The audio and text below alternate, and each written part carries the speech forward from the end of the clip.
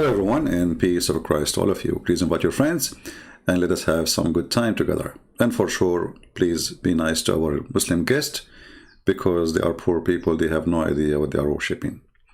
Yeah, yesterday I made a video and I made a challenge to all Muslims in the world to give us an answer what Allah means. And if you go and review all the comments made by Muslims about that video, you will see how hilarious this religion is. I mean, it's amazing how this religion exists. Simple question. Okay, who is Allah? They don't know. What Allah mean? They don't know. Where the name Allah came from? They don't know. How Allah look like? They don't know. How Allah He sit? They don't know. How Allah He stand? They don't know. The Quran says, brother, Allah He istawa al arsh. What istawa mean? We don't know. What Israel mean? They don't know. What Abraham mean? They don't know.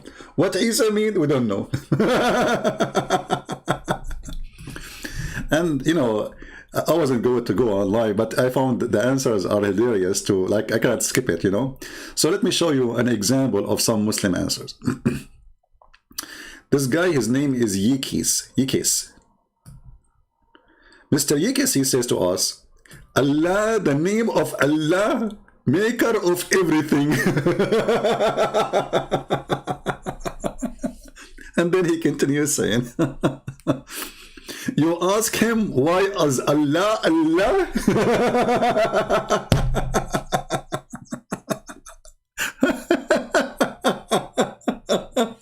Unbelievable. I'm telling you, one day I'm going to die from heart attack just laughing. Abdul, I'm asking. And by the way, people, they say what Abdul mean. Abdul, every Muslim believe that he is the slave of Allah. And Abdullah mean the slave of Allah. So all of them, they are Abdul. This is what they call themselves, each other. So this is not an insult. Don't take it as an insult. No, this is what they call each other. If you remember, I was debating the Sheikh from New York. So he was saying to me, this is saying there's a guy, his name is Abdul, and the other guy is Abdullah. You remember? Yeah, go watch the video. So this is what they call each other too.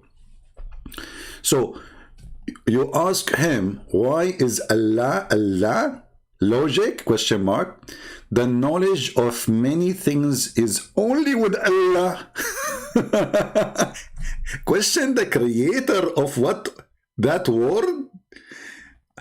What you expect as an answer?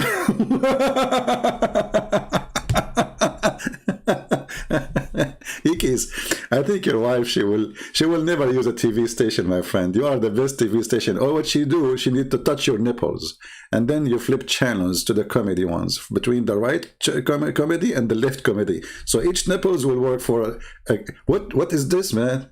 I mean, did you spend too much time to answer this question?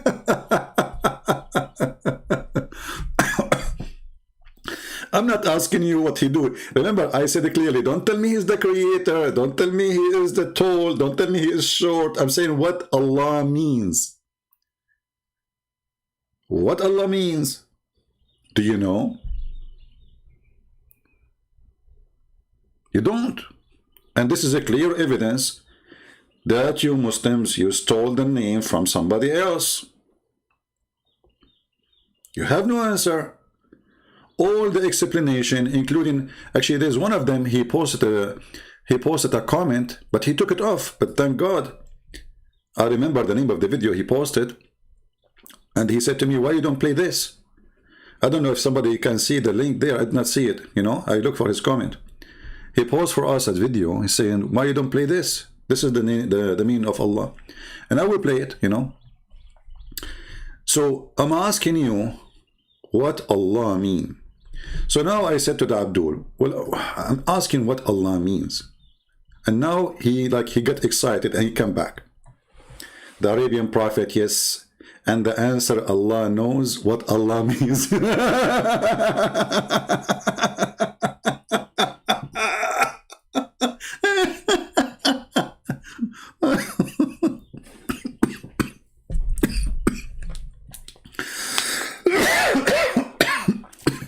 Sorry.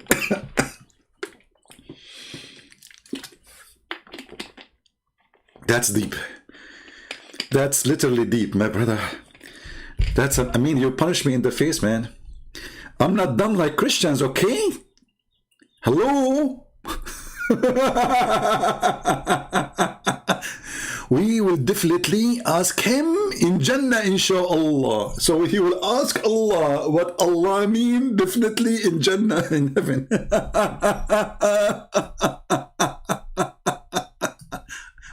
Oh boy. Very simple question. They have no idea. All this religion, brother, we are 1 point, yesterday they were 1.4. 2 weeks after they are 1.6. 3 weeks after they are 2 billions. Just wait until the end of the year, they say we are 4 billions. Now, come on, even rabbit don't do that. So you will ask Allah when you go to heaven, because he knows best what Allah mean. Okay. I think you got me there, brother. You got me. You know, truly you got me. I mean, unbelievable. Let us see another Abdul.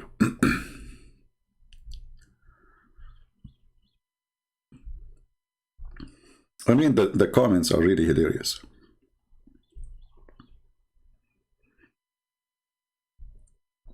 Go read them and laugh. Let us see, what is the guy? His name is Dr. Ahmed. Dr. Ahmed. Where is Dr. Ahmed? I mean, too many comments to find somebody. Okay, Dr. Ahmed. Where are you? Here we go. Dr. Ahmed. Dr. Ahmed, he got us busted. I'm Arabian. Your translation and explanation are wrong. First of all, try to be honest in translation. You idiot. I was reading your translation. What my translation? I mean, stupidity is really amazing. I'm showing in the screen. Go back to the video. I'm showing in the screen what your Muslim translation is.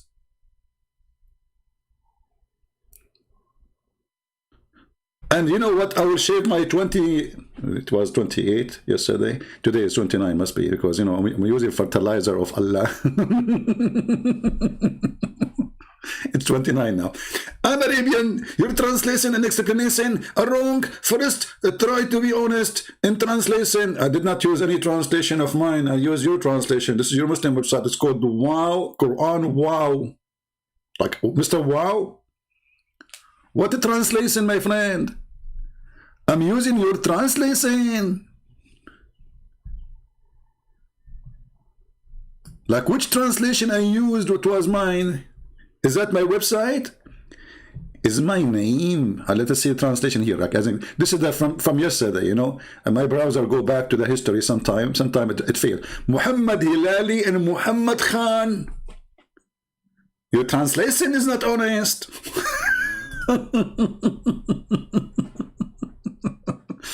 And then he says, Allah have 99 names. Abdul, first of all, why your God have 99 names? Why he stop with the 99? I mean, come on, give him one more. You know the thing?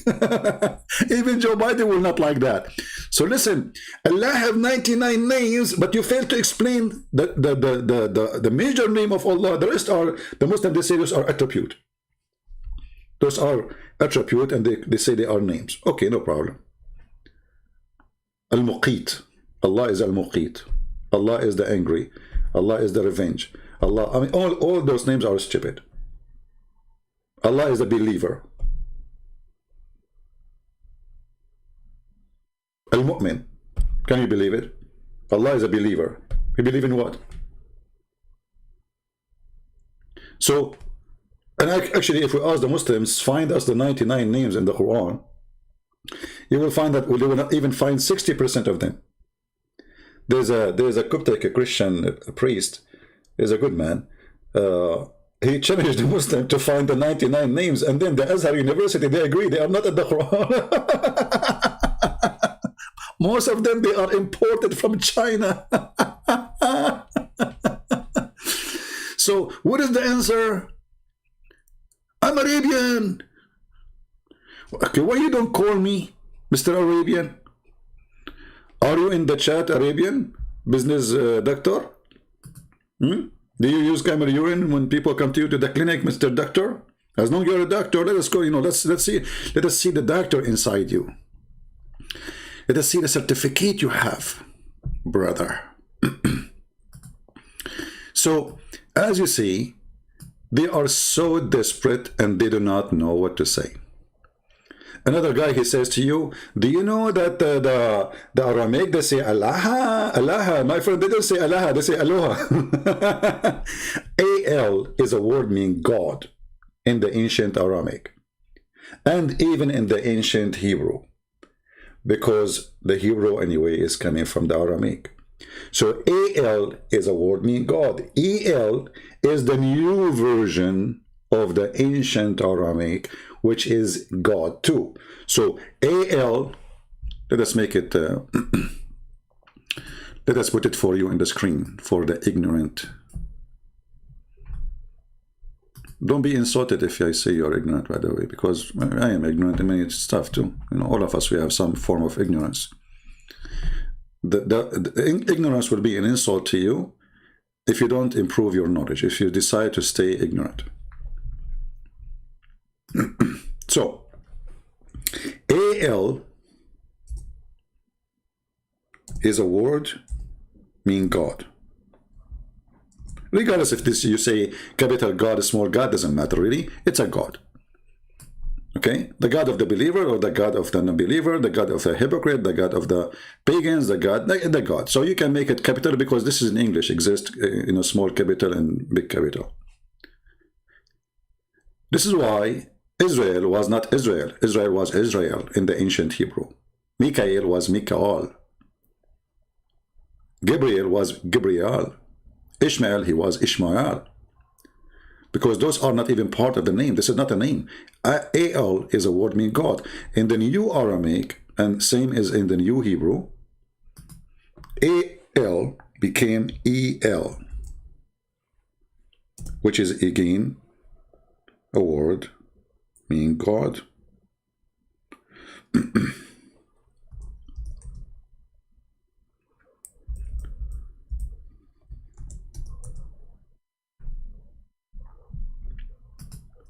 So what happened is that time change, language change, and the Al became El. This is why you will find in the Old Testament in Hebrew, some names still they are using Al, like Daniel, Daniel. Okay, so when an ignorant like Muhammad, a thief, a liar, a stone maker, he copy from other culture and other language, and then he place it in his own religion, say this has belonged to me. Muhammad was a thief. When he would go to somewhere, he sees something, he like it, he adopt it. And we can give you many examples, as if we go here, let us see, just to show you an example. Like now, the Muslims are fasting Ramadan. If you ask the Muslim, Ramadan is what? What is Ramadan?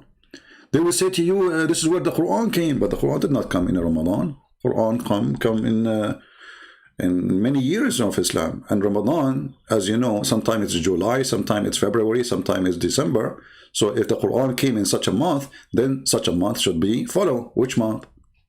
Your Ramadan go around the year, around the clock. If you look with me here,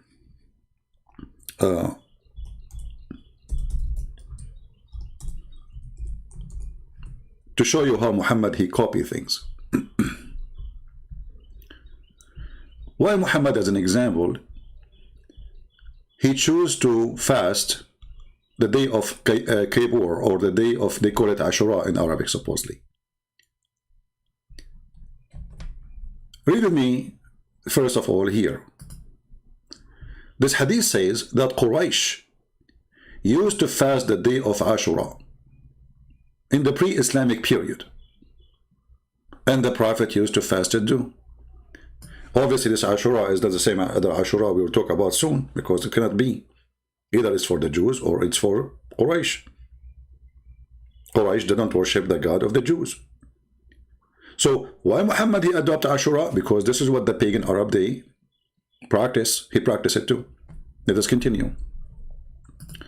Muhammad, he went and he came to Yathrib, which is now the city. It's called Medina. Muhammad, he changed the name. All right. And then he saw a bunch of Jews fasting, you know. He said to them, what is this day? Let us see. Hold on. Let me show you.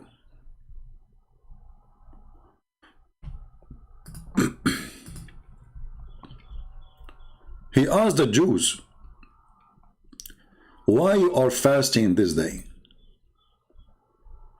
They said this is the day where Moses he crossed the sea.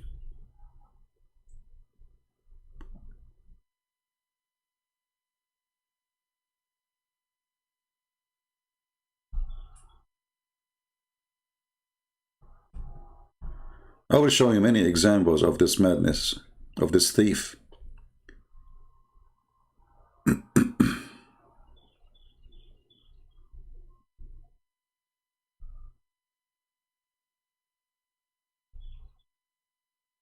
I mean, there's a million hadith about it, but we want a specific one.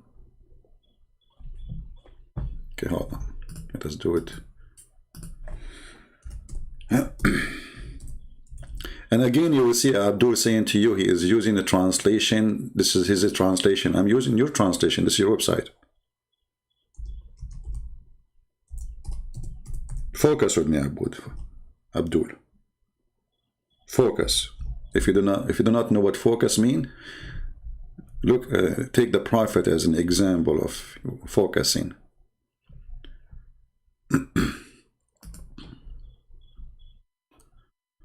Let us see here. Hold on.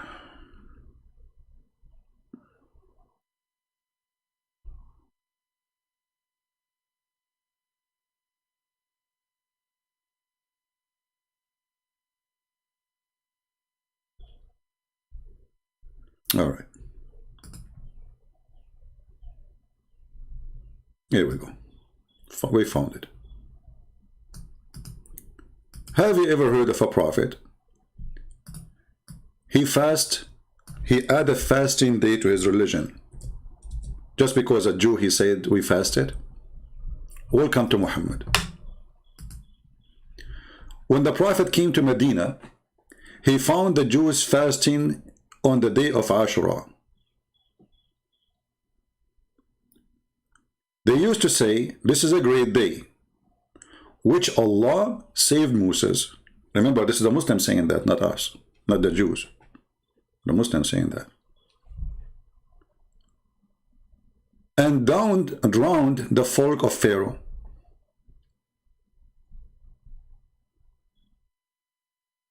So this is the occasion. Okay. Let us get more details.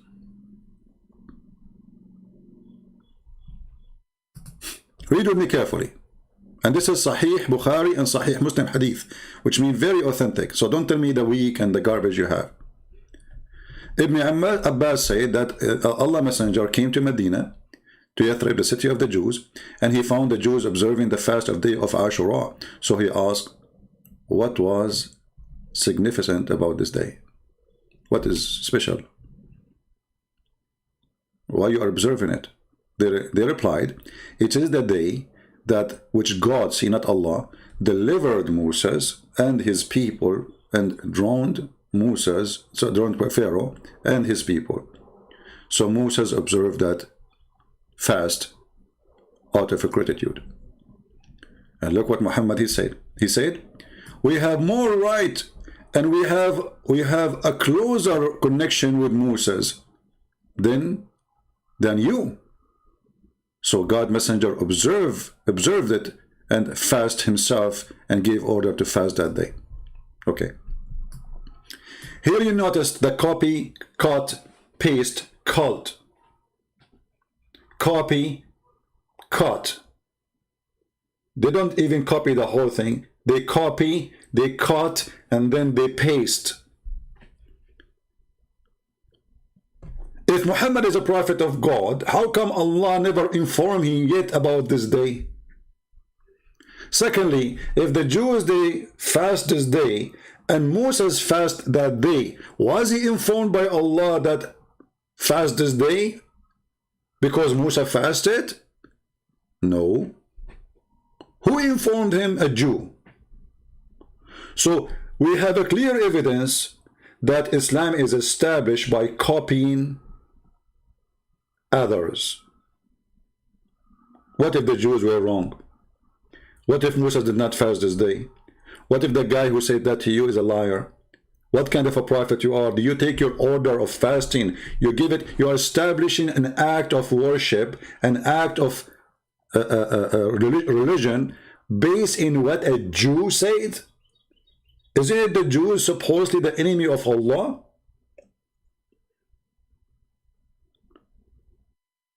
It is not Jibreel who told him, it's not Allah who told him. And later when Muhammad, he mixed himself with the Sabian, he heard about the Sabian fasting five times a day, sorry, praying 5 times a day, and they fast Ramadan. The Sabian, what they do? They have a celebration every year. The moon of Ramadan comes, the moon of Ramadan goes. So they go to the city of Haran. The moon appear in a city. The second city they will come, the second year, oh sorry, 30 days after, they go and say goodbye for him in their city. And the same they do in the next year. They welcome him in one city and they goodbye to him, or they welcome him again in different city. It's like coming to a new place. It's like a new moon is coming. This is Ramadan. The ablution is from the Sabian. Go watch the video, search for Sabian ablution. Go watch it. It's exactly as Muhammad he do. And we cannot say the Sabian copying from Muhammad, because the Sabians are one of the most old religions in the Middle East.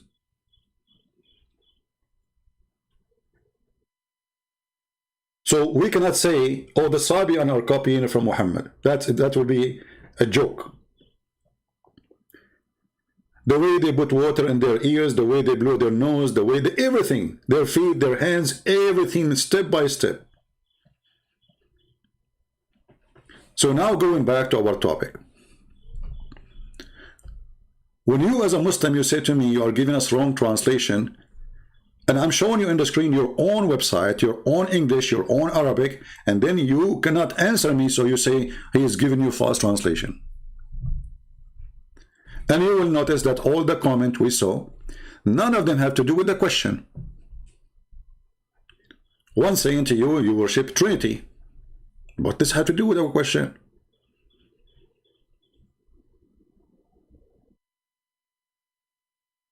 And then Dr. Ahmed, he said, thought I am not a religious person, but while I went to challenge someone, my opponent must be at least honest person. Look who is talking. People who believe in taqiyya and lying and take an oath by Allah name falsely. Isn't it your God Allah? And now he will say to me, the wrong translation, you are giving us false translation. Isn't it Allah who says to you, Allah will not take you accountable for false oath? As long as you don't mean it.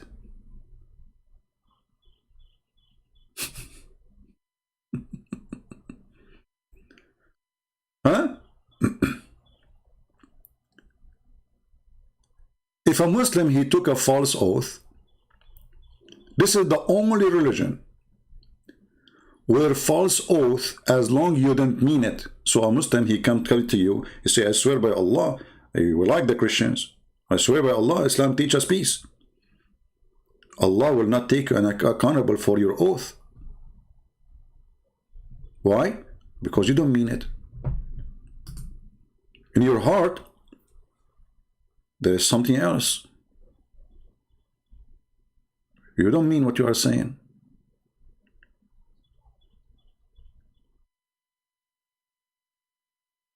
So I can swear, I can lie, and I can do as much as I want. Now, who is a Muslim in the chat? He will say to me, I challenge you to find me the reference. Anyone? Who is a Muslim will say this cannot be true, because this is embarrassing. Do we have any Muslim?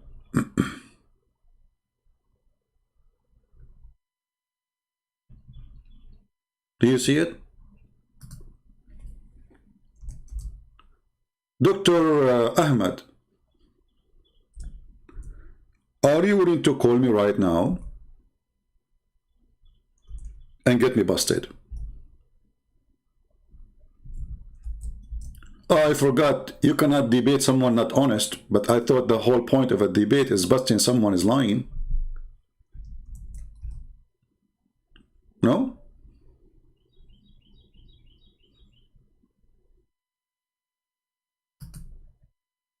Isn't it, this is what the point of, like, I'm wanting to debate all Muslims. Why? Because I want to show people that, you know, they are not telling the truth. It's very well known that Muslims, they fabricate answers that have nothing to do with their religion in order to overcome the argument by lying. As an example, there's a guy, his name is, her name is Mimi. They ask her, Allah have body part. He said, who says so? But we go right now to YouTube, you see Zakir Naik say Allah have body part. All the Muslims, they say Allah have hands, have fingers. But in the debate, he said, who said so? Read with me. Chapter 2, verse number 225. This is some of the verses, not all of them. Chapter 5, verse number 89. Read and laugh. While Jesus forbid you from even taking oath, either you say yea, yea, or nay, nay. Anything else is from the devil. Any addition is from the devil. Allah is saying to them, Aka Muhammad, you can take a false oath. Allah will not take you, will not call you to account for which we, with you, made as oath unintentional. This is what they are saying, you know, in the translation. This is your translation, by the way, not me. Okay, what does that mean? I'm lying then.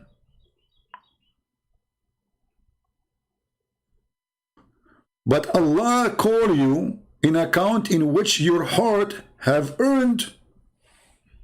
What does that mean? What do you mean? I don't mean to take to this oath. I'm lying. This oath is just a joke. Change the translator, you will find a new Quran. Because every translator, he play with the Quran as playing with football. This is Muhammad Biktal. You will say to me, no, this is your translation. False translation. Hold on.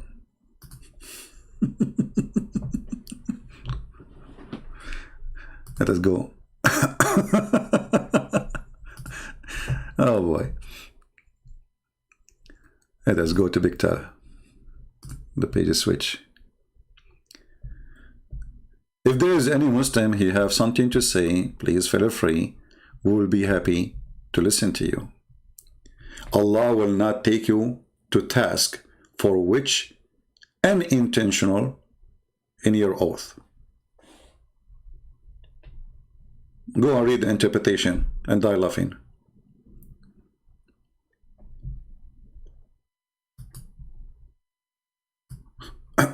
If we go to chapter 3, verse number 28, you will see the Muslims, they are given an open license to lie. It's called taqiyya. And many naive people do not know that the longer the beard, the bigger the lie can be. They are allowed to lie, my friend, and you are naive. This is their religion. This is the religion of the devil, literally. Because what kind of God? His name is Allah. You call him potato, tomato, who care? What kind of God? He says to you, you can say to them nice things, but your heart means something else. You cannot take them as a friend, but if you take them as a friend and you mean it, You are not a Muslim no more, and you have no honor, no protection, and we will kill you. And the funny that the God of this religion called the one who don't believe in him hypocrite, but he is the one calling the Muslim to be hypocrite. Let not the believers take the believer not to take the non-believers, the hypocrite, as a friend. The Jews, they're friends. The Christians, they're friends. Okay. As become mighty and honorable in preference to the believers who are sincere. Okay, so the one who is sincere, by taking them as a friend, and he gave them honor, a mighty respect, by taking the hypocrite and disbelievers as a friends, he has no connection with Allah.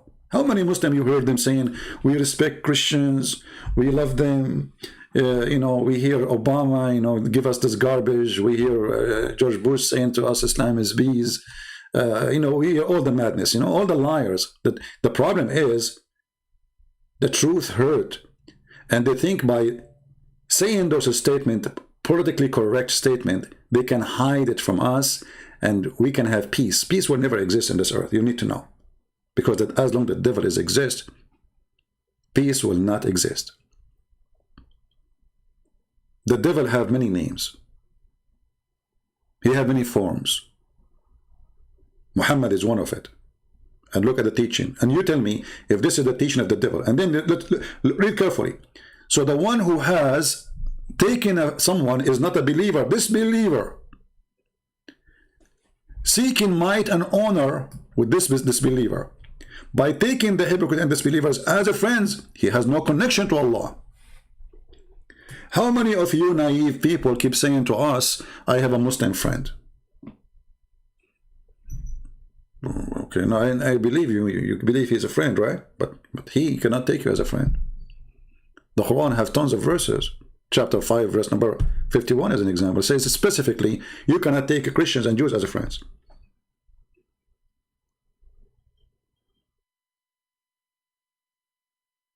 So the one who take us as a friend, he have no honor, have no protection from Allah, which means we will kill you. Gang, you see the gang? He have no honor or protection from Allah. Protection from Allah means the Muslim will not kill you if you have a protection from Allah. If you don't, we kill you. Your blood is free. Just because you took a Christian person as a friend, your blood is for free. Unless it be that you guard yourself against them, save yourself from them, taken as it were security. We are talking about Erdogan now. He joined the NATO. We are talking about Saudi Arabia. They open more than 20 bases of the American in their land. We are talking about Qatar. We are talking about Pakistan, or Pakistan, the Pornistan, as Fox News said, according to Google. The Muslim will say to you, oh, this is about war, my friend. Muslims believe that they are in war with everyone who don't believe in Allah. I mean, stupidity is amazing, and there's many foolish people, they don't want to listen. This is a person who will take you as a friend. What war? He cannot take me as a friend. It is him who cannot take me as a friend. So if we are in war, already we are not friends anyway. But here it says clearly, you cannot take them as a friend, which means the Christian, the Jews, the Hindus, the Buddha, they want to take you as a friend, but you cannot, because if you take them as a friend, you are enemy of Allah too. This is why you find in different places in the book of the devil, the Quran, where it says, you cannot even take your parents.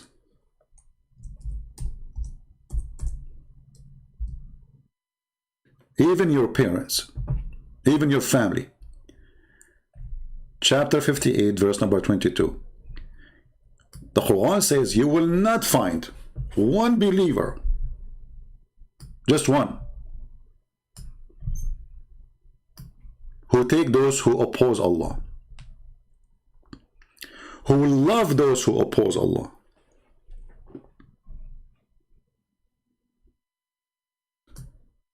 Even if they are your sons, your fathers, your sisters, your mothers. And then this coward, he says, I need to debate someone at least honest. Look who's talking. A person who follows a prophet saying, You can speak to them in a friendly way while your heart is like this. Read carefully. Saving yourself from them by speaking to them in a friendly way toward them while your heart is like this. Have you ever heard of more satanic cult? Ugly more than this? I have no problem to take Muslims as a friends. Why not? I believe there's good people, bad people everywhere. I might find a guy, a neighbor, maybe, he's a Muslim and he's a nice person. Why not? But now after I learned this, I cannot take him as a friend because I'm not a fool. He might be lying to me all day long, shaking hands, say we are friends. Because the second he say I'm a Muslim, that's when he believe in this. I have nothing against him as a person, as a human being, but I have a problem with this. How I can guarantee that this Muslim who is coming to my house is not going to practice this on me? He believe I am an enemy, and he's lying to me. So maybe one day he can do something wrong to me. Speaking to them in a friendly way while your heart is like this. So, Dr. Ahmed, are you speaking to us in a friendly way? Don't get close to Christian Prince. You are no match. And this is why none of your sheikh dare to call me. Now we go back to our topic.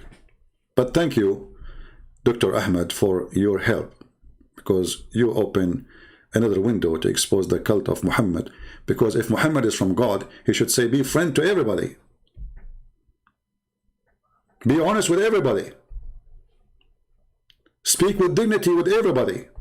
Not lying to Christians and Jews and Hindus and Buddhas, but be honest with Muslims. This is a gang system. This is not a religion.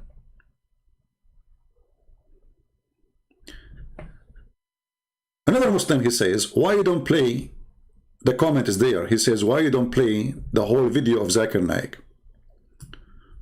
I said, okay, where is the, okay, I will play it, but where is the answer? Here we go, this is Zakir Naik video. If you listen to it, you will die laughing. Where is the answer? Still we are waiting. Who is Allah? There is no answer. Read carefully, listen carefully. But the crowning name is Allah. Now why do we Muslims prefer calling Allah by the Arabic word Allah instead of the English word God? The reason is, sister, all the other names and words, they can be played around with. For example, the English word God, if you add S to God, it becomes gods. Oh. Brother, look at the answer. Brother, if in English you add S to God, you make it gods. Can you add S to Allah? Yes, I can. I do. Why not? Look at the answer. She is asking you why you are calling him Allah. You say because it is not gods, it's one Allah. So who cares? Okay, Jesus. Hey, Jesus is one. There's Jesus. This is Jesus. I mean, look at the excuse. Look at the stupidity.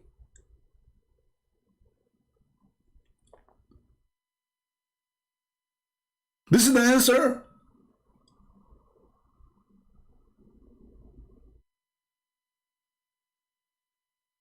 And this is the guy said to me, why you don't play the rest of the video? Because he got you busted there. Let us see. I want to continue. Plural of God. There's nothing like plural Allah. Kul huwallahu ahad. You just confirmed that Allah is not one, because you said Qul huwallahu ahad. Ahad in Arabic is mean echad. This is from the Hebrew. And this is from the Aramaic. And echad is not one as a person, is a unity. This is why the Bible says that the man, he leave his parents and he would become with his wife echad. Ahad. So the idiot who do not know Arabic, I mean, there's a guy who said in the comment, it's not fair to complain about the Arabic of Zakir Naik. My friend, I'm not complaining about his Arabic. I'm showing you how stupid it is, because if you don't know Arabic, don't speak Arabic. but claiming to be scholar in the religion, yet you do not know the language. You see, if I want to claim to be scholar in the Bible, the Hebrew Bible, I have to speak. I mean, people will laugh at me if I say I'm a scholar in the Hebrew, but I don't know Hebrew.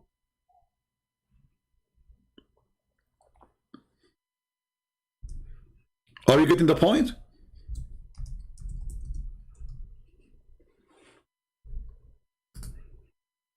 Or you, as a person who believe in Allah, you don't have any point anyway.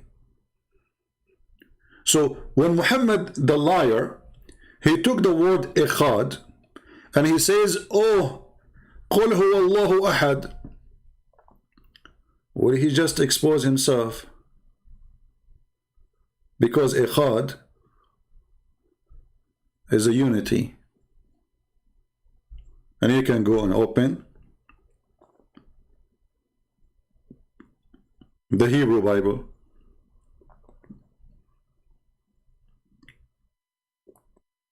And if we go right now to the Quran, the yellow pages of Muhammad, actually this is an insult to yellow pages.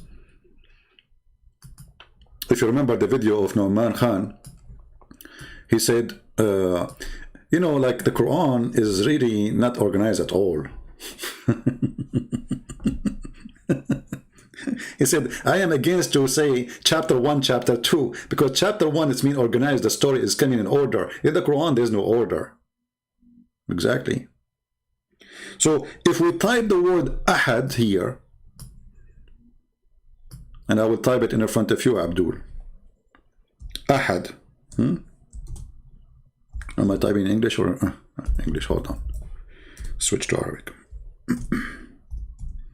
This is Ahad. Look at this. All those verses using the word Ahad in the search engine here appear 29 times, but I think it appear more. Ahad. Ahad. Ahad. Ahad. You will say to me there's tashkil here, but you know Muhammad, when he have the Arabic, there's no tashkil and there's no dots anyway. Ahad mean one off. Okay, like as an example,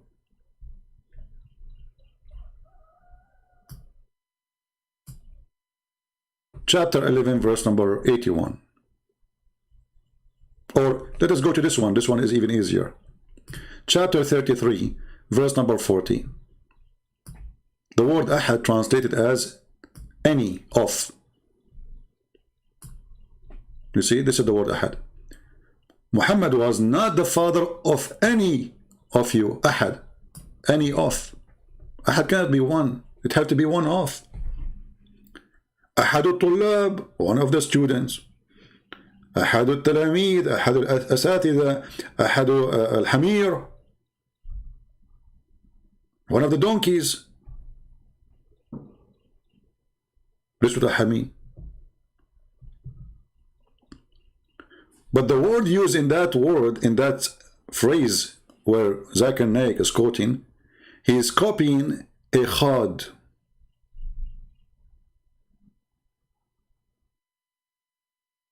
O Israel, your God is one. This is what Muhammad trying to say. He's trying to copy the Jews. O Israel, your God is one. Even that statement is a copy of somebody. But by using the word Ahad, he got himself busted again. Because Ahad mean one of, not one.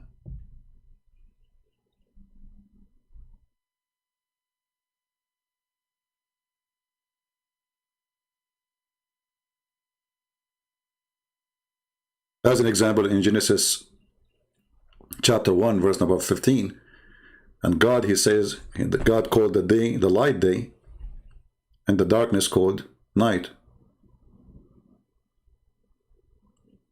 And then and the morning were the first day. That is the Echad, the first day, Echad. But it's one of many.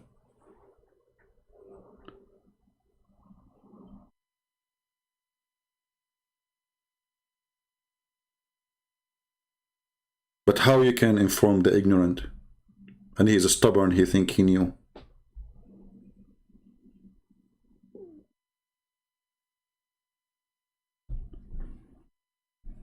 We go back to the video so we can laugh more or forget about this guy. Potato. Jesus versus vegan. A black stone kisser talking about Jesus versus vegan. You know, we got him busted there too. Continue, Zakura. He is Allah one and only. If you add D-E-S-S to God, it becomes goddess, a female god. In Islam, there is nothing like male Allah or female Allah. Look at this liar. How many times the Quran says it is he, it is he? Like what? There's no male and female Allah? Allah is a transgender?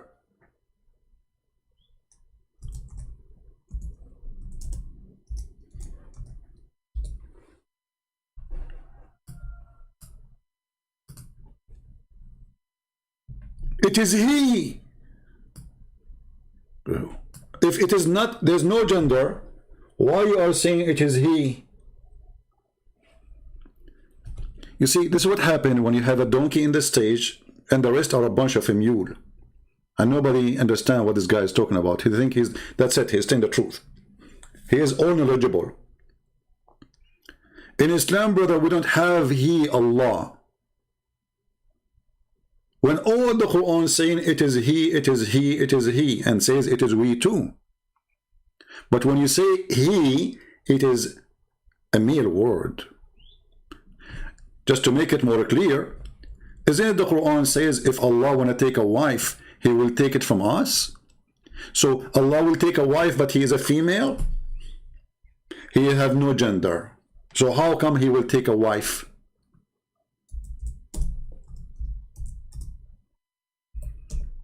Any Muhammadan have a comment? Chapter 21, verse number 17. The word here, past time, is lahu. Lahu in the Arabic language is women. لو أردنا أن نتخذ لهوا. You can go right now and open the Islamic interpretation. You will see lahu is a word mean women. Change the translator. You will see right away the word women appear in a miraculous way. Look at this. Had we intended to take a pastime, i.e. a wife, which will bring us a son or our son, we should surely have taken it from us. And this is again debunk that Allah is one. Because if Allah want to take a wife from us, then how many female Allah is there? And how you say that Allah is not a male, and then Allah is saying, talking about a female. In different verse in the Quran, just to show you those who claim to be scholars, they are just, they are lucky, by the way. I mean, what this guy would do for a living if there's no ignorant Muslims around? Now he have nice house, 4 wives, 20 kids, a lot of money. Isn't it the Quran says how Allah can have a son if you don't have a girlfriend?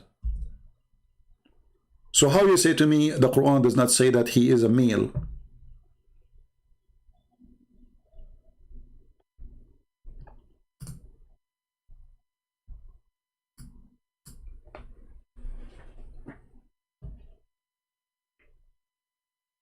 Do you see it? To him, again, it's not a male, brother. It's Allah have no gender. To him is due the primary origin of the heaven and the earth. How can he is not a male, obviously, have a son? Somebody might say to you, Christian, don't you say we believe that our God, Jesus, he came to this earth as a male. No problem. You Muslims, you have no idea what you are worshipping. Jesus, our Lord, the Christ, he came as a perfect male.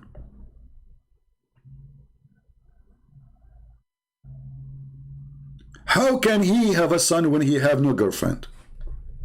And even the Quran is so filthy, he did not even use the word wife, he used a consort, a girlfriend, sahiba. So when this Abdul, he tried to answer something, first of all, he answered nothing about the question. He's just saying to us, we favor it because it's not a male or female. This is why you use the word Allah. Well, there's many words that they are not male or female, then we can use them as Allah too. Is the word chair male or female?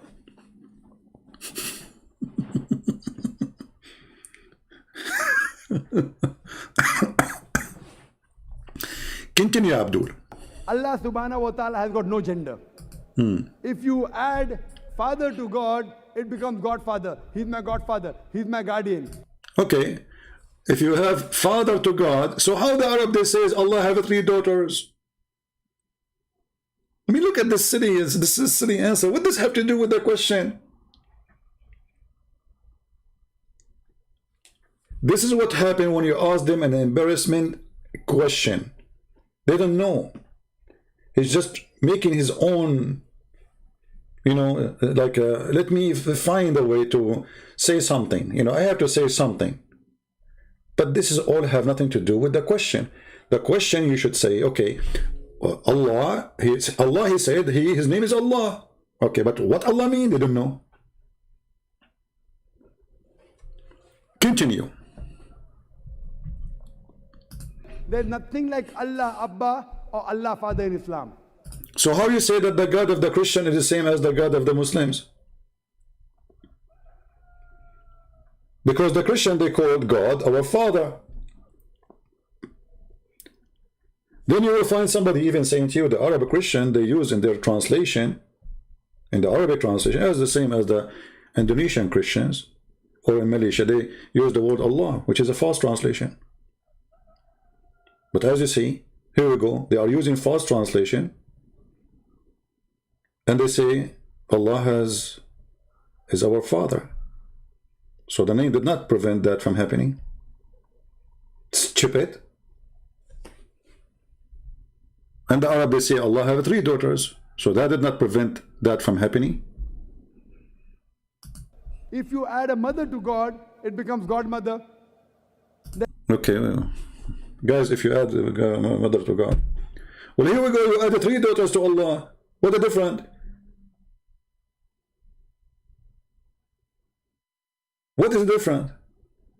The Arab, they added 3 daughters to Allah, Al-Lat and Al-Uzza and Manat, and some they say even Manat is the wife. They are not sure which one is the wife.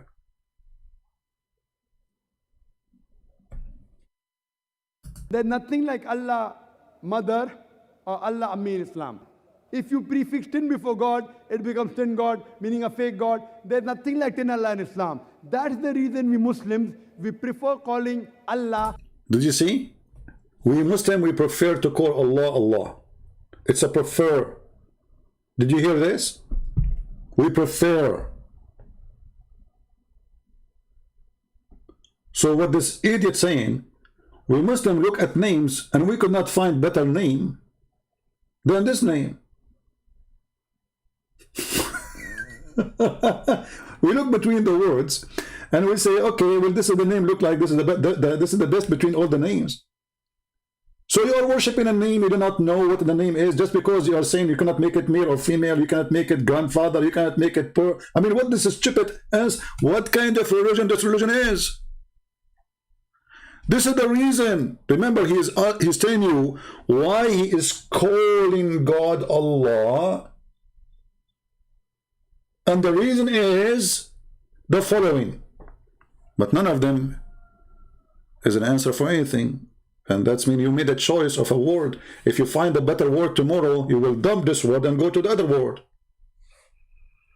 Continue. A bishop angers when I said Bible use. And what are you talking about? By the Arabic word Allah. And that's the reason this word Allah is also present in most of the major religious scriptures. If you read the 6 scriptures, one of the attributes given to Almighty God is Allah. If you read the Christian Bible, in the Gospel of Mark, chapter number 15, verse 34, in the Gospel of Matthew. Stop. Stop. Let me go there. There is no such a thing. Even the word there does not talk about God, you idiot. The guy he quote, whatever he quote, the Muslim, they put in the screen. Here we go. This is all the translation for Mark 13:34.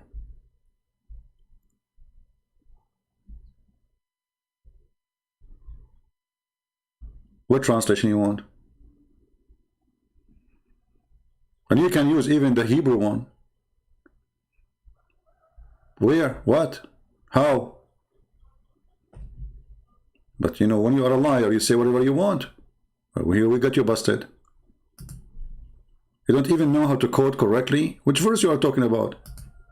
Chapter number 27, verse number 46. When Jesus Christ, peace be upon him, when he was put on the cross, he cried out, Eli, Eli, lama sabachthani.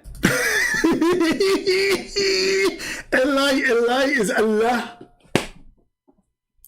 Abdul, it is Ili, Ili, Ili, A-L, ye to make it my. So, Ili, Ili is a quotation from the Old Testament. El is the word which is God. It's not even a name, you idiot, you donkey. So what El have to do with Allah? Oh God, why hast thou forsaken me? Okay, hold on. As long as you just say that El is what Jesus said. So why you Muslim, you say that you follow Jesus too? You see, Jesus did not say Allah, he says Eli. It is you who said that, not me. So why you are following a God you do not know where? Ili is Allah, Allah? I mean, they are pretty close. Like, just a distance of 2,000 miles between them. Say that again, brother. Cried out, Eli, Eli, lama sabachthani. Oh God, why hast thou forsaken me? Does Eli, Eli, lama sabachthani sound like, oh God, why hast thou forsaken me? No.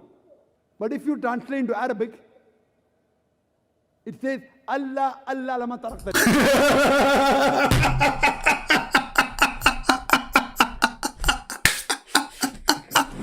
Brother, if you translate to English Arabic, you stupid translate what? This is the Hebrew, you donkey.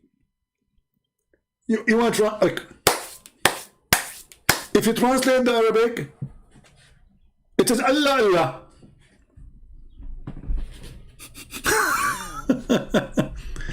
Anyway, let me show you another guy, and this will be the end of this video, showing you clearly that Muslims do not know what they are worshipping, and in fact, they stole the name.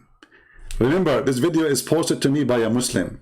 A Muslim, he says to me, the meaning of Allah is in this video. The comment is there in the section, in the previous video. The link posted by a Muslim, and he is the one who asked me to play this video for you. And guess what? They agree with the Christian Prince that Allah is a theft, and we do not know what it's mean. Muslim says. What does Allah mean?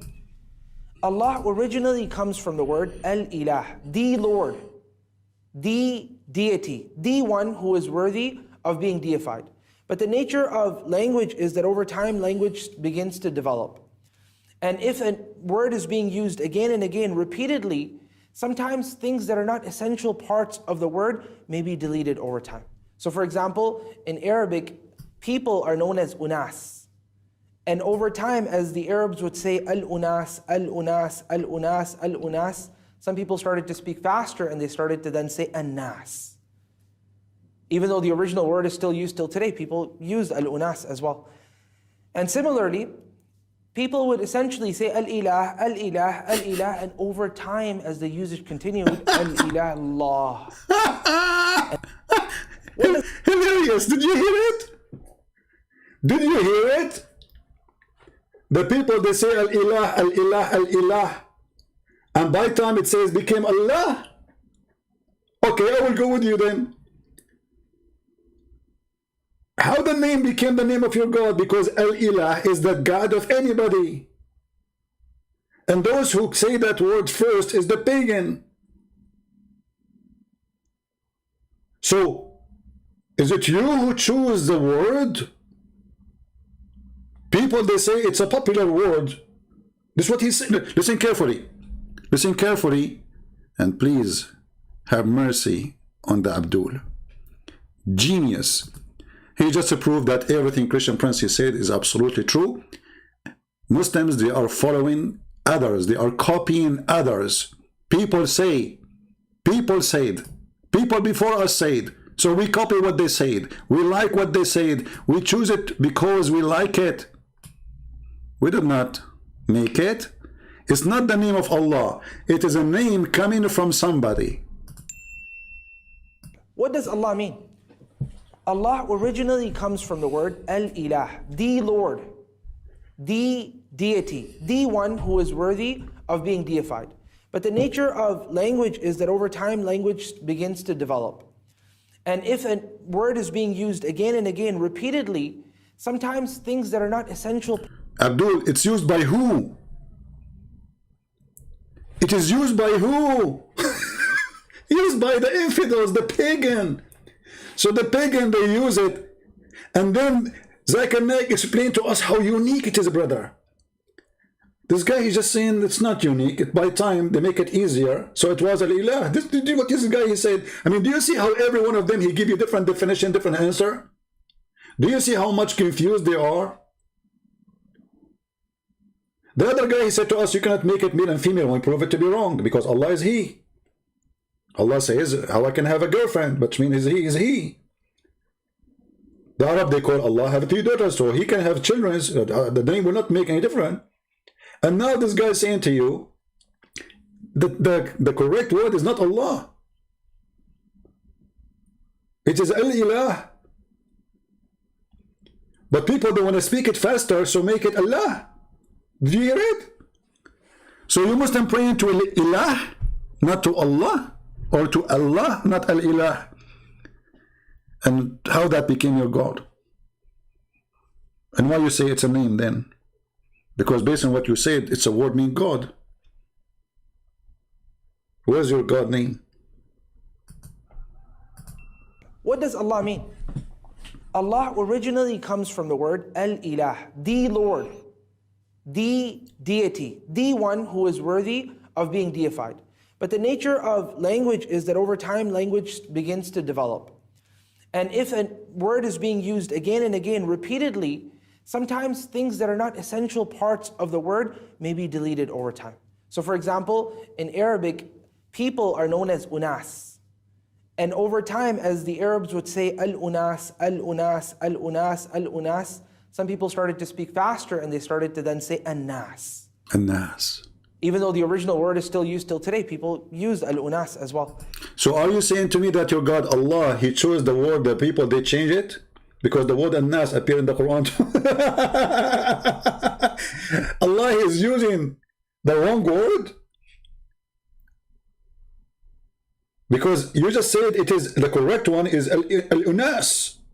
So Allah using the word an-nas, why? Like what? I mean, where you got those people from, for me from? I mean, you Muslims, you post those videos for me, supposedly to get me busted. And look what happened. There's a chapter in the Quran. There's a chapter in the Quran, you know. What the chapter saying, brother? So Allah and the Muslims choose the wrong name. Here we go. It's called An-Nas. Do you see it? Isn't it you Muslim, you say that the Quran written before all mankind exist? But you just said that the word, this is a change.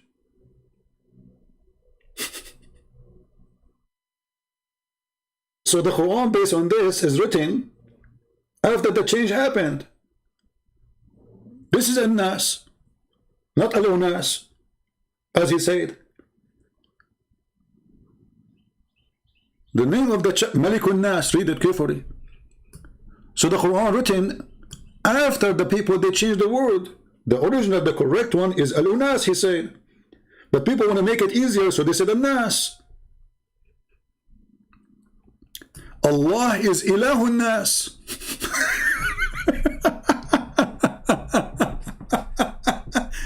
The God of An-Nas, Allah. And I like it when the Muslim, they say that he is the God with a small capital letter in their website. Perfect, shaitan. You know, Allah is a small God. Do you see it?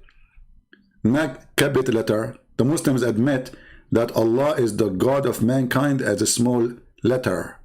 Perfect. So this is the definition. Allah is not really a name. We don't know what this word means. They are saying to you, well, this is the word diverted from the word al-ilah.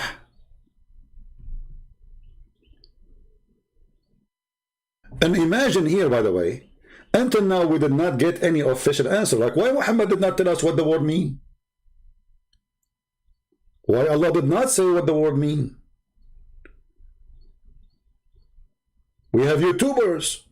Anyone can make an answer. I can make it. I can say it to you to be a tree. Where is the official answers? And now you admitted that you are stealing the words from somebody else, and this has nothing to do with your religion. Other religion, they would say al-ilah, al-ilah. So you make it, and you make it a name for your God. So you are looking for a God, and then you found a God as of your choice, the God of the Kaaba, the God of the star, the God of the moon, and you said, I'm going to call him Lah. And just to prove to you that what he said is stupid, more than what he's stupid he said, I mean, the answer he said is condemning Islam anyway. But al-ilah, ilah, is simply E-L, and there is little H at the end, like a sound of a music. Ilah. Still, it's ilah. It's not Allah. It is Il. Idiot. Il. Ilah. That sound at the end, the little tiny H, it's not really even an H. It's like a music sound. They added like for something holy to make it more beautiful. It's not even part of the word. It is Il. And we just heard Zakir Naik saying that Jesus said Ili, Ili. And he said, this is Allah.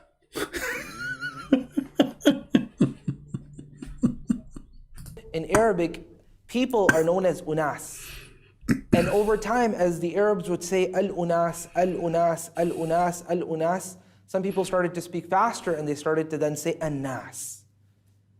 Even though the original word is still used till today, people use al-unas as well. And similarly, people would essentially say al-ilah, al-ilah, al-ilah, and over time, as the usage continued, al-ilah, Allah. And the name then became Allah. Now we know how the name become Allah. So this isn't the name of God. This is a word mean God. And even this is a changed word. So as long it used to be something and now became something, next year it might become something else.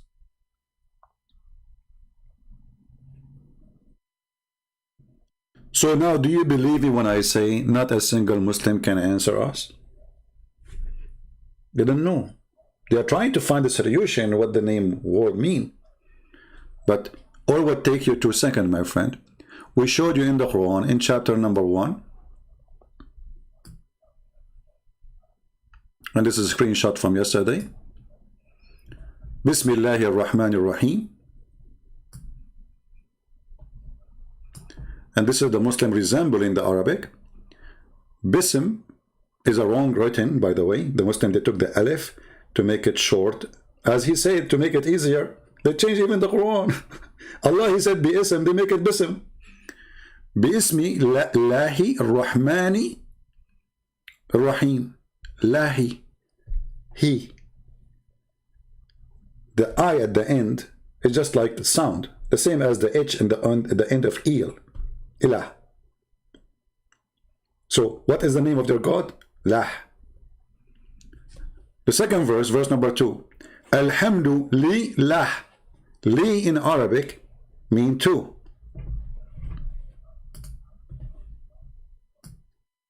Li mean two.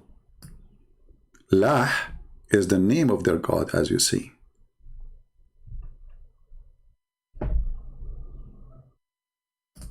That is the truth. Lah is not Allah. And this is why the Quran deleting totally the letter Alif in the beginning of the name, because it's not a name. Where the letters start, the name start from the Lah. And now you do not need to be a genius to go to Prophet Google, peace be upon him, and search for Lah, God, Lah. Is that a coincidence that the moon god is your God? It's coming from the Sabian God?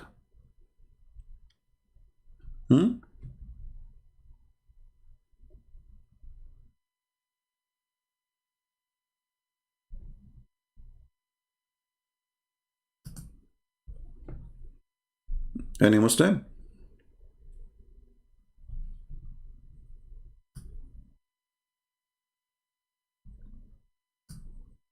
This is just an article. I'm not saying I approve it or disapprove it, but just search in Google. There's tons of articles, and you check it out, and you study carefully what it is. Lah is the moon god. Actually, we have a clear reference that Allah's name is very flexible. If you remember,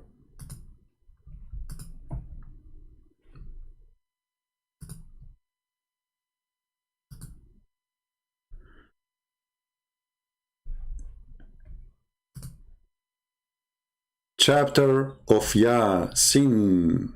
Yasin. What sin mean? Allah is the God. Sin. Ya is a word mean God. Another word from the ancient Sabian language.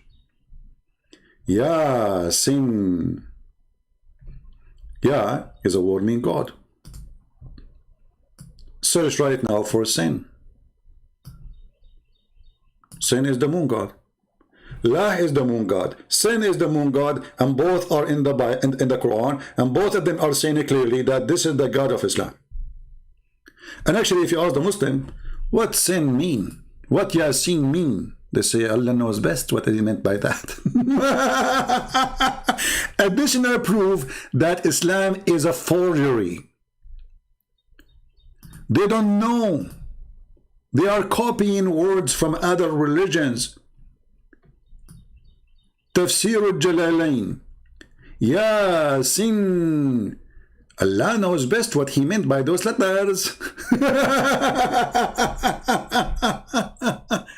But if you go right now and search for God's sin, you will find that sin is the same word you use in English for sin. Like when you say this is sin, why they say that? Because you are saying this is pagan. You are saying this is pagan, so this is sin. You're used in English today. Sin is the moon god. So wherever we go, we are surrounded by the moon god. And this is why we will find, when we speak about the moon god, right away we will find the crescent moon.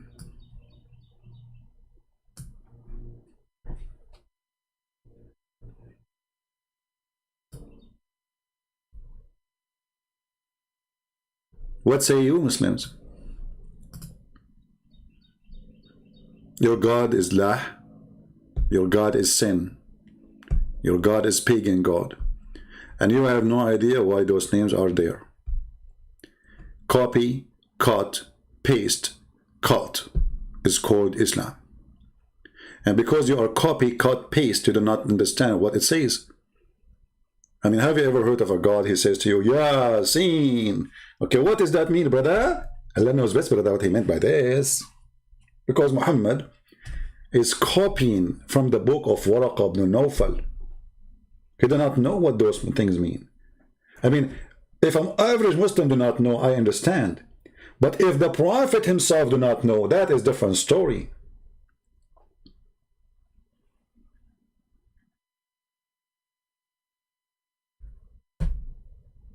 Any Muslims?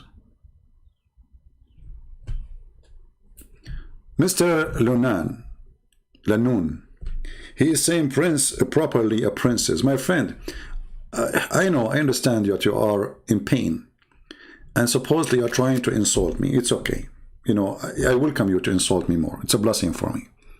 But my friend, as long as you are talking Christian prince is properly a princess, do you want me to make a special call with me and ask me if I do put eyeliner like your prophet 3 times on my eyes a day? If I wear women clothes like your prophet every day? If I pee like a woman like your prophet every day? Are you there? And then we can find out who is the princess here. Are you there? Or maybe you can ask me, hey Christian prince, have you ever kissed your friend down his belly like the Prophet Muhammad? Is that a new tradition in the Middle East? I'm a Middle Eastern. Since when we Middle Easterns, we kiss each other down the belly? Huh? And then the guy said, oh, stop, this is how I like it. Oh, brother, don't stop, please. And you are talking about prince and princess. Don't go there. You are talking to Christian prince. You will be humiliated, you and your prophet. If you try to humiliate me, good for you, no problem. But remember, I know all the laundry of your prophet. So the question now, is Muhammad he or she? Muhammad taking off his shirt. The guy, he said to him, this is not fair. The prophet, he poked him under his ribs with his stick. He's tickling him. And then the guy said to him, you are wearing a shirt, but I am not. The prophet, then he raised his shirt. And then the man embraced him. And he began to kiss his side. Who is kissing who? You will say to me, oh, the man is kissing the side of the prophet. The word kashah is the down of the belly, not the side. And why a man even kissing there? And then he starts saying, oh, prophet, this is what I wanted. Oh, prophet.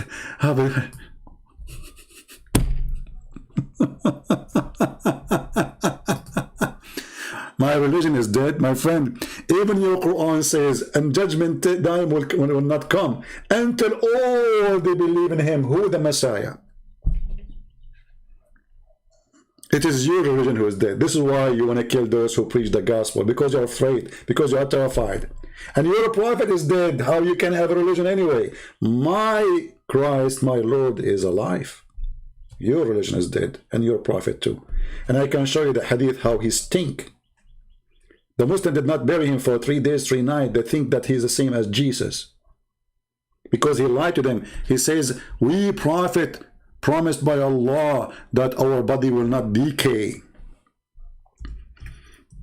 And then the poor Muslims, they believed him, so they did not bury him for 3 days. He said to them, pray, send your salat to me, for your salat will be presented in the front of me. They said to him, prophet, but you will be dead. You will decay. He said, no. We prophet, our body don't decay. And then the reference says that the prophet قَدْ رَبَى بَطْنَهُ, which means that his belly full of fart, full of gas.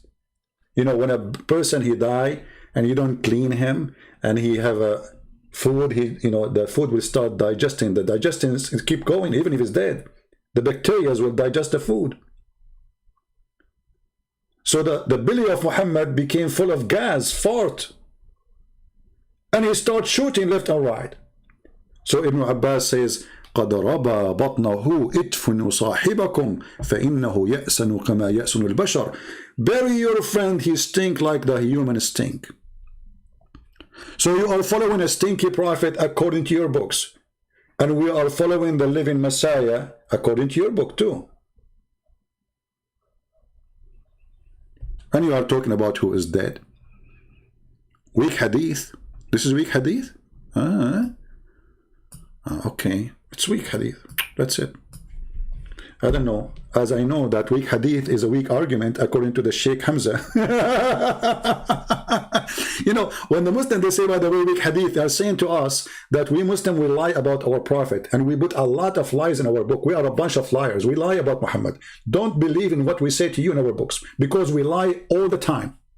That's what they mean. They're trying to say to you, this is a lie. Okay, but who wrote the lie? Muslims. Who printed the lie? Muslims. Who accepted the lies? Muslims. So if it's a lie, why it's there? Muslims.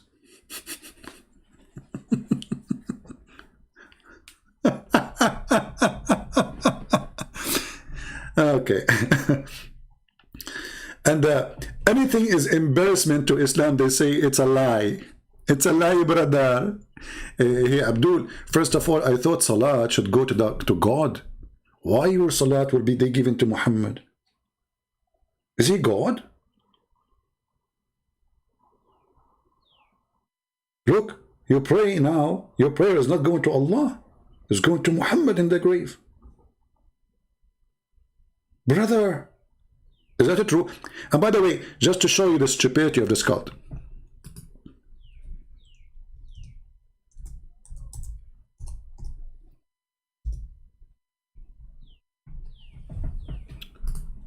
read carefully, and this is Sahih Hadith. I mean, have you ever heard of religion and followers? Their prophet said to them, don't write the Hadith. And then they write down, don't write the Hadith. Read carefully. The prophet said, who? Allah Messenger said, don't take down, don't write down anything from me. And he who took down anything from me, except the Quran, he should efface it. Efface that narrative from me. Okay, and then you write this. The guy, he just said to you, don't write what I say, only Quran. And then they write, the prophet said, don't write what we say.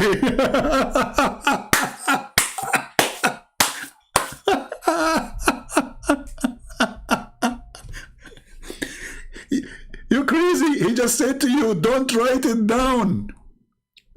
Don't write down what I say. And what do? You write down, the prophet says, don't write down what I say.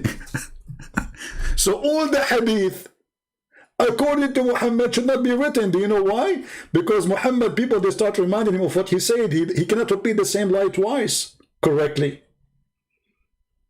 In the first lie, he said 4. In the second lie, he said 10. In the third lie, the same story, but he cannot repeat the same story twice. Hey, Prophet, which floor you used to live in? The 3rd floor. Prophet, but last week you said you are on the 10th floor. Okay.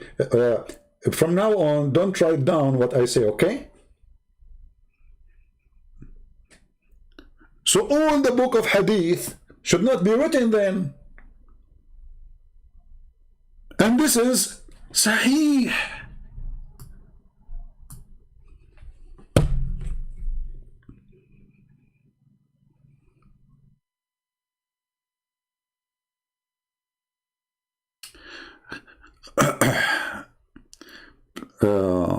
According to the direction of his camel. Well, my friend, the Muslim, they will say to you, well, he's praying, doesn't matter, you know, because the Quran says wherever you will put your face, you know, it's not worth it for me. Hit the head of the snake. Don't waste your time. Do we have any Muslim want to say anything?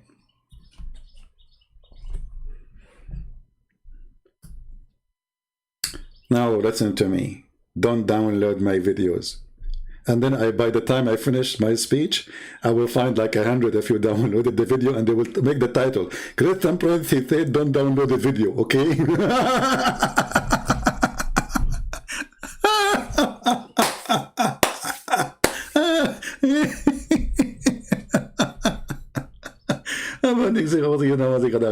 This is so beautiful. Genius. This is the proof that following Muhammad make you genius. So all those books behind those Abduls is a joke. Your prophet forbidding you from, and they say to you, we are Muslim Sunni, following the order of the prophet. No, you don't. And you know what? Thank God you did not, because all the garbage about Muhammad is here. So if we have only the Quran is a very confusing, stupid book. There's nothing in the Quran. Like flying carpet. Solomon, he heard the ant. And the ant, she said to her friends, hey ants, hide, otherwise Solomon will kill you. What is killing me, I mean, how the ant, she knew the name of the King Solomon. I mean, you know what? You got to respect the ants. I mean, how in the world, she is an ant, but she knew the name of the King Solomon. You see how famous this guy was? And there's no social media at that time, brother. How she knew his name?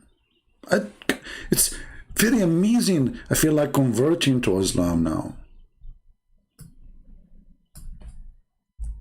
When Solomon, he arrived to the Valley of the Ants. Is that in California?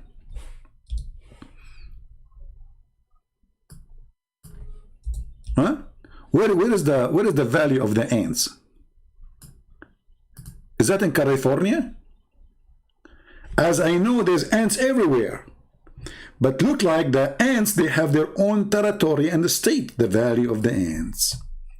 Till when they come to the Valley of the Ants, one of the ants, look at the details, look, one of the ants, not all the ants, just one only. They have only one ant in charge of alarm, like alarm, alarm, alarm. As I know, they have the colony, each colony, they have thousands of ants for alarm. One of the ants, she said. What about the rest? They were asleep.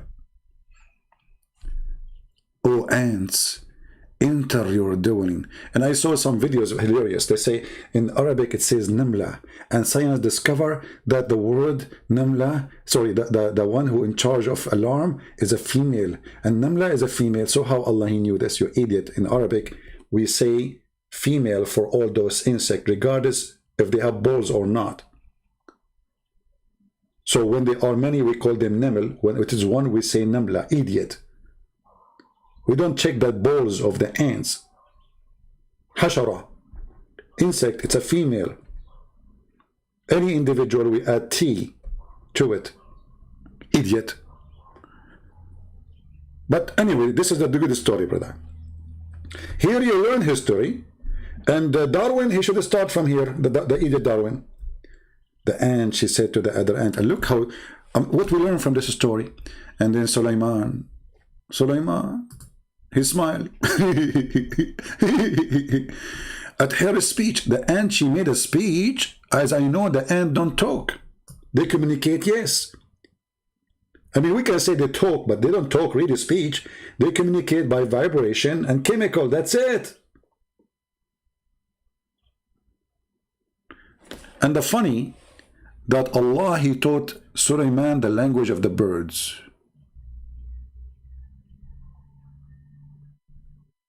And yet, he understands the language of the ants.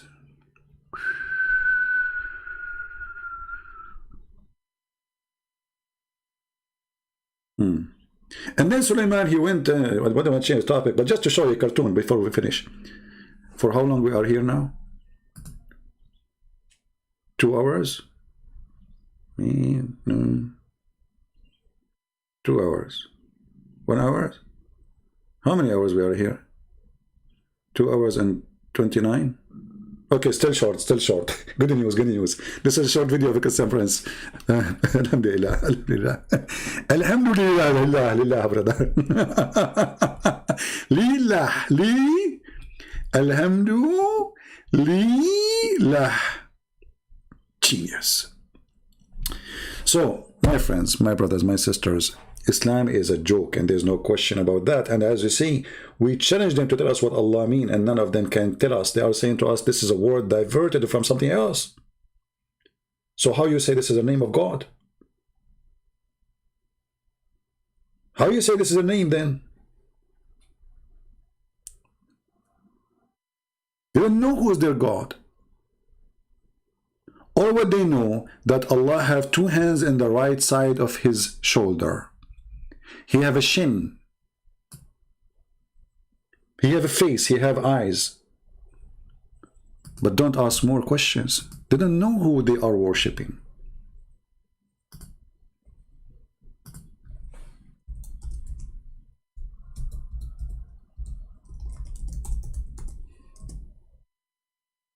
How Allah look like? Maybe we should make our coming video about this topic. How Allah look like? Okay, the second question of Rami was when people pray and say, oh Allah Azza wa Jal, grant us the ability to see your face in paradise, or when someone prays to you and says, may Allah Azza wa Jal allow you to see Allah's. And by the way, this is a serious program now, because usually Islamic program, the question is very silly. Like, brother, is it okay if I eat ice cream with my fiancée, or she became my sister if we drink the same, if we eat the same ice cream? Or other caller, she would say, brother, is it okay to shave my underarm? I'm a female and I am 17. This is life on air. Or you might find a woman, she is horny, say, when I take off, listen to this. Once a Muslim woman, she called a sheikh live on TV. I wish at that time I have a program to record it. She said, Assalamu alaikum, you know, and there's two sheikhs. And the woman, she is like making some noises which you don't want to hear. And the sheikh, they start sweating. Brother, when I take off my clothes in the front of the fish tank, the fish, they start shaking. What? The fish in the fish tank, they are shaking? What? The sheikh, he drank the water. I'm not going to make the voice of the women, because you know what I'm talking about. Obviously, she is not a good person. I mean, I don't know. She is making fun of them. I have no idea. So the sheikh, he drank the water. The other one is sweating. He says, sister, I think a sister, you have to, from now on, don't take off your clothes in the front of the fish tank, because the fish are looking at your beautiful, pure body.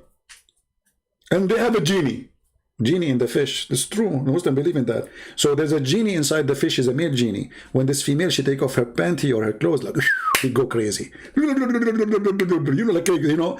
So please don't take off. And then she said to them, the woman, I cannot tell you, sorry, I cannot do that because I have only one room.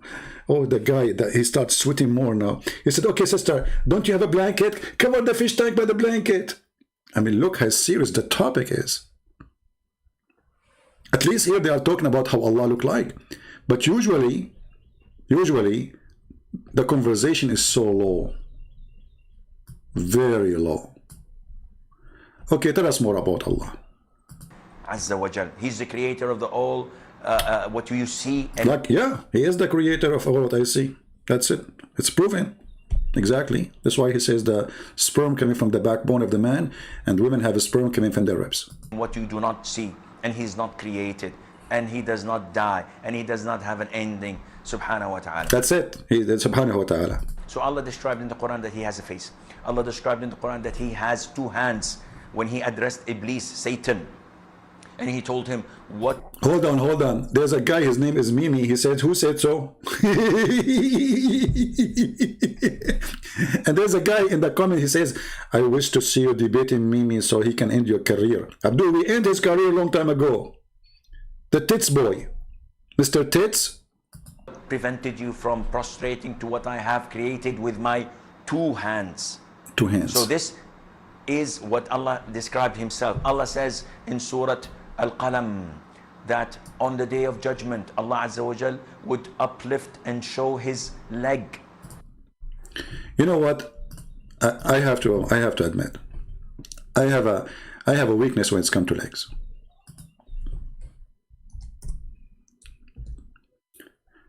But I wonder if the God, he will show his leg.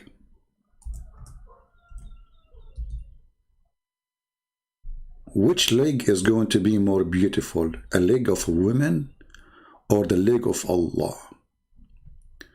As long as the Muslim, they keep calling him he, I'm telling you from now, I prefer to see a leg of a woman.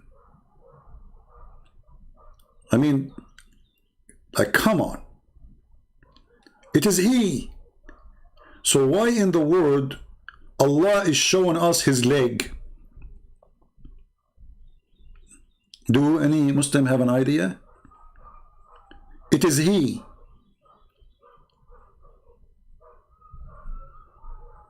Anyone?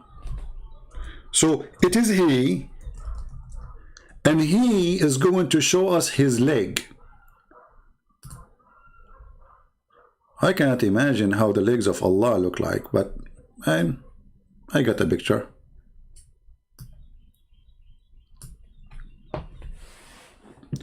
So Allah have 2 hands. For sure is not spider, because spider don't have 2 hands. Allah have 5 fingers. For sure is not spider. Spider have no fingers. Allah have a shin. Spider have many shin. So who is Allah? Who is this God you worship? You are confused about His name. You are confused about His look. Okay, He have 2 hands. Where are they? And when you say He have hands, why He need them? You see, Jesus come to this earth as a man. Okay, He is, between us as a man, so He do what men do. He have hands. He grab with them things. Okay. Allah have hands for what?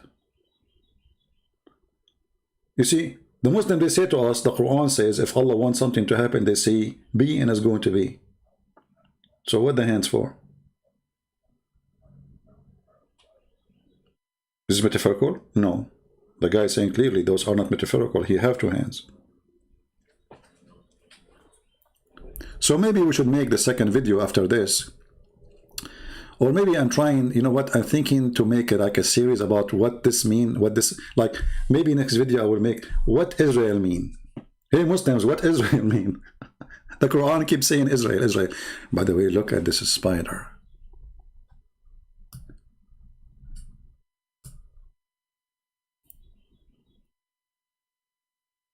I'm confused. Which one is this eyes? Yeah, 4 eyes, this guy. Like, what the heck? What happened to you, Gali? Huh? Let us ask Joe Biden what happened to the spider. Hey, Joe Biden, president, what happened to the spider? You know the thing? Oh, okay. I mean, look how short the answer and how sharp. That is Muhammad. You know the thing. Allah knows best. So Allah have hands, Allah have legs, Allah have a shin, and Allah will show His shin. Why? Like, what is the occasion exactly? Striptease days? The day of stripping? Why Allah want to show His shin? And look how excited He is to describe for you how Allah look like. In Surah Al-Qalam, that on the day of judgment, Allah Azza wa Jal would uplift and show His leg. وَيُكْشَفُ عَنْ سَاقٍ وَيُدْعَوْنَ إِلَى السُّجُودِ. And they are called to prostrate, and everyone prostrates except the hypocrites. All the believers would prostrate, and the hypocrites... Only the hypocrite, brother. Only the hypocrite. They will not prostrate. Do you prostrate to Allah? No, I don't. You are a hypocrite. will try to prostrate, and their back goes one... My back feel one piece, to be honest with you. Okay. piece, and they will be thrown into hell. Allah tells us about Himself subhanahu wa ta'ala that He has an eye. The Prophet tells us that the Prophet... He have an eye?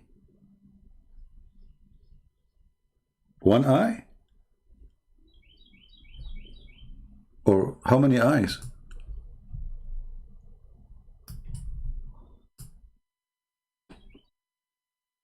Man, look, what? Allah has an eye?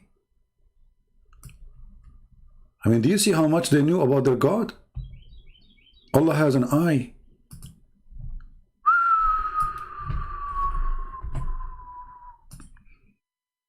Do Allah close His eye? Do Allah sleep? Maybe Allah is like alligator. He never closes his eyes. Okay.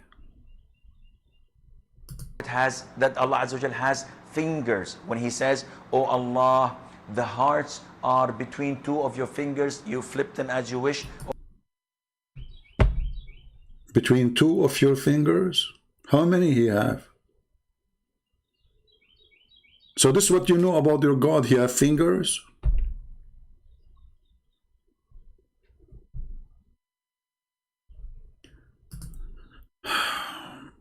Please answer me, please. Is the hadith of Ibn Mas'ud where some force looking men rode him all night, even he is recited it true? I'm not sure what do you mean. Looking what? Looking men rode him?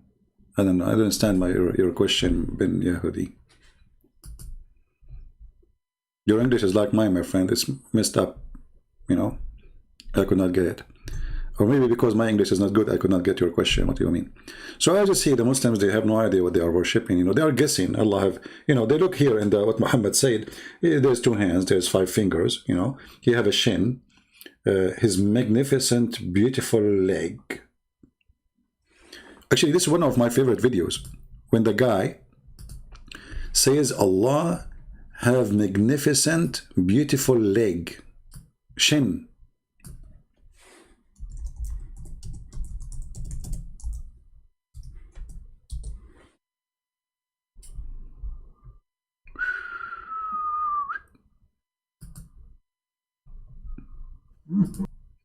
Let us see.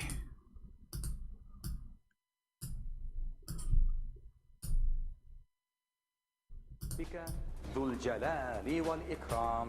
Everyone on it will perish. Everyone. This guy, he added the music to the video. He's, you know, he destroyed it. Don't add those music for those videos. It doesn't make sense anyway. Let us see this one here.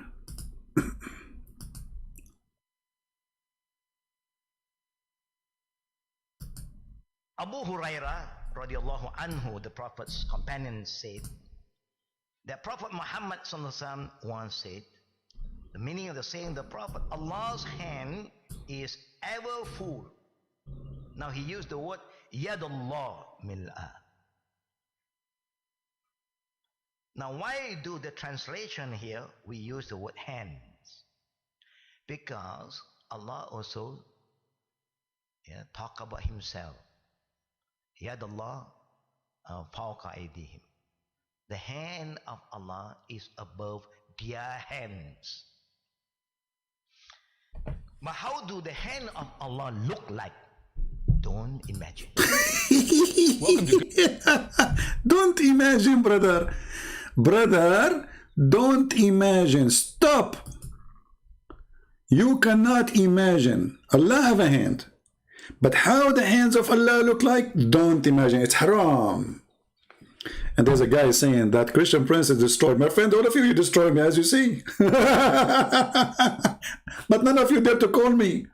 I mean, do you see how easy to destroy Christian Prince, making videos about him? But where is the ones who can call me and show me that? Here we go. I have 1,400 people listening, and none of you. Let me open my Paltalk. Even though I was planning to go soon, but I will give you an extension time, so maybe you can get me busted, brother. I will open my Paltalk for any decent Muslims who can destroy me. Who wanna do that? Mayday, mayday. Destruction time. But the heroes, they make videos about me. Okay, this is for my good, because all of you Muslims come to me because Muslims keep talking about me, but nobody dare to debate me. But all of you can destroy me for sure. I mean, you are the winner always. Here we go. I'm logging in my Paltalk now. Huh? Bingo, I am in Paltalk. Who is the Muslim feel like destroying me? Can I join you? No. Guys, only Muslims, please text me. Only if you are a Muslim.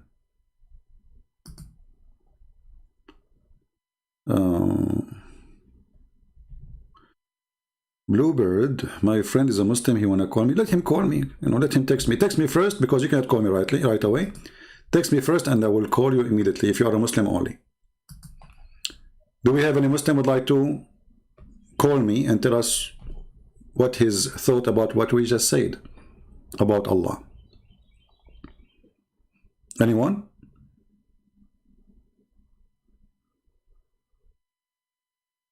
Who is a Muslim? He would have a golden chance, opportunity to destroy me in front of 1,400 people watching.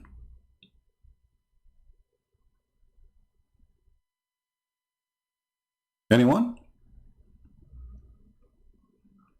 My pal talk is open. Just text me and I will call you immediately. In the speed of Allah. Speed of Allah, that's not good. It take Allah 50,000 years, 1,000 years to send the angels and 1,000 years to come back. So how Muhammad was receiving the messages if take them 2,000 years to go back and go up down?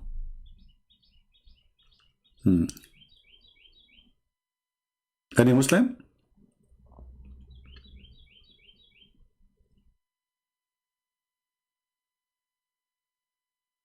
Yeah, we have 1,400 people watching, but we have only 950 like. You hate me, don't you? Who is a Muhammadan would like to give me a call? See, if I am a person who have a blue eyes, American, you remember the guy from the Philippines says, I debated a real American. You're not real American. Like he's supposed to, like, he debated real American, man. Real American. I mean, look, listen carefully. He debated a real American. You are not real American, you have an accent. That's what he said to me. And actually, this is why they're afraid to debate me, because I have an accent. I am an Arab, I speak Arabic. I debated real American. Like, what? Real American? What this have to do with...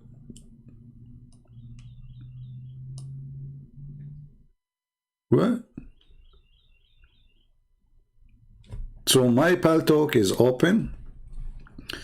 Let me see, I have one text. No, this is not the text. Any Muslim? Just text me. Just say I'm a Muslim, I will call you.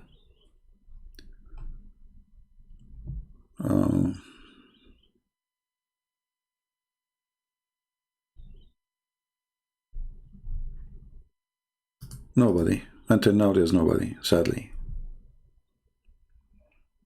Honestly, guys, if you have any Muslim sheikh, especially sheikh with a long beard, if you can ask them to come and join us, I will speak to them nicely, with respect, we speak to the person, depending on what he deserves. If he is a rude, if you want to be filthy, this is your business. But people who they are respectful, we will speak to them in better, even respect. I am a Christian, but I want to tell you that that God is not a sexual being, so he does not have specific gender. But I do agree that when he come to the earth, he come the form of the sun. Genius. Okay, thank you. We did not say that God have a gender. This is not what we said. When we believe that Jesus is the Son of God, we don't believe that God the Father have sex. So don't be silly. Do we have any Muslim?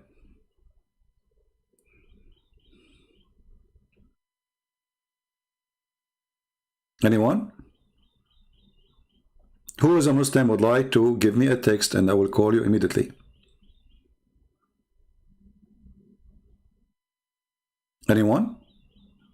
And if you don't want to talk about the topic we are talking about, feel free. Anything about Islam, Muhammad. Who want to call us to tell us how Muhammad is a prophet of God?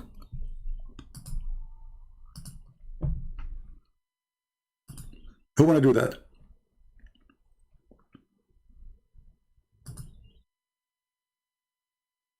Who is a true believer? He believes Muhammad is a prophet.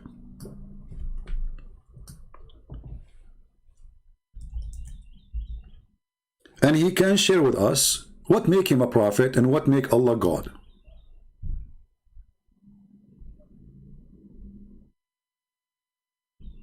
Anyone? Choose whatever you want topic about your religion, I will be happy. Who is this Allah? Do you Muslims know? You know, all what you say to us, He's the creator. Well, all religion, they say there's the God they worship, He's the creator. Do you have a proof that Allah is really the creator, the real creator? Because there's many that claim that creation belong to them, you know. Do you Muslims have any proof of such a thing? Because talk is cheap. Proving it is something wrong, different, you know. Anyone?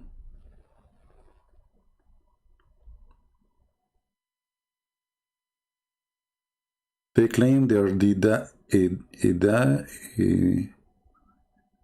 don't understand. Ibadat. I don't know what you mean. Sometimes I feel better about my English when I see some other English. So do we have any Muhammadan would like to call us? And I will speak to you nicely as usual. Unless you are rude, you try to put me down as a person, trust me, I will unleash the Middle Eastern inside me. You know, I am a Middle Eastern. Don't go there. You want to be nice, I will be nicer than you. You want to be rude? Give it a try.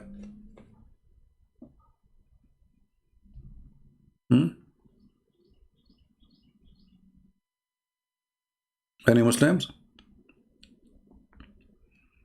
Who is a person who have a beard, big beard? I like big beard, you know, big beard, doing very nice, you know. I have a big beard too.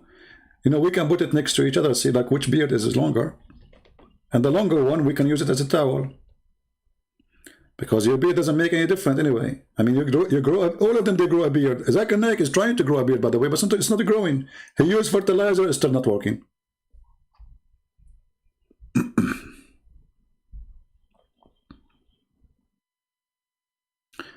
Do you have time to teach us what the Quran means by uncreated? No problem.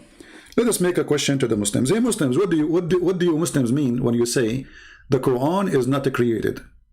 As you see, there's somebody here is interested to know what you Muslims mean when you say the Quran is not created. Let us put your question for you on the screen. Thank you for the question. So now we are done with the topic, and those who want to download the video, please feel free to cut that part where, you know, we speak about Allah, who is Allah, etc. And now let us go here. And this is the question for Muslims. You see, the second you ask such a question to the Muslims, Muslims are so good to ask them questions like, can we eat ice cream? Is it halal? Those are, everybody volunteer to answer them. Is curry halal made by the Hindus? Brother? What? Is the Hindu curry, brother, the curry made by the Hindu is halal? Like, what? It's a curry.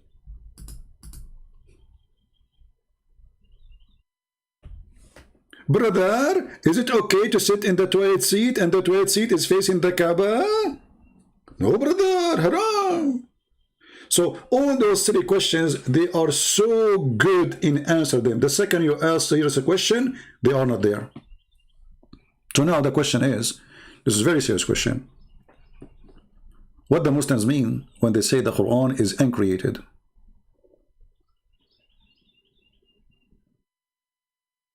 Any Muslim can tell us? Because by saying that the Quran is uncreated, now we have Allah, according to Muslims, is not created, right? What make Allah divine according to Muslims? Because He is not created. That's wonderful. Quran is not created, not even by Allah. So it's created by who? Never been created. So we have to divine.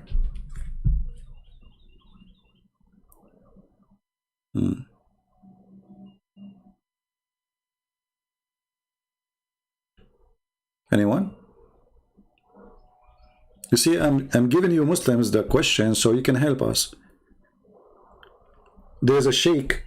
He claimed the Quran is created. Do you know what they did to him? The caliphate, he brought him in the day of Eid.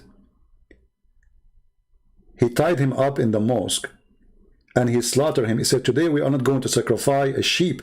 We are going to sacrifice this man. What is a crime? Because he said the Quran is created.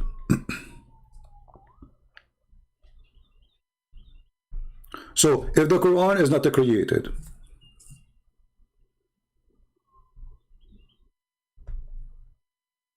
and Allah is not created, so now we have two divine.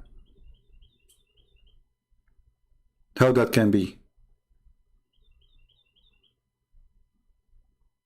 Anyone?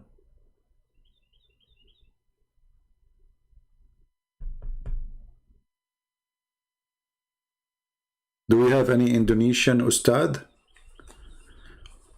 There was, you know, I missed this guy. Too bad he died. You know, the guy who promised me 5 BMW. I wish he did not die, because I wanted to save his soul. This poor man, he will go to hell following Muhammad. He promised me 5 BMW. CP. What's his name? What's his name? I forgot his name. What's his name? Ustaz what? Insane? Insane. Yeah, Ustaz Insane.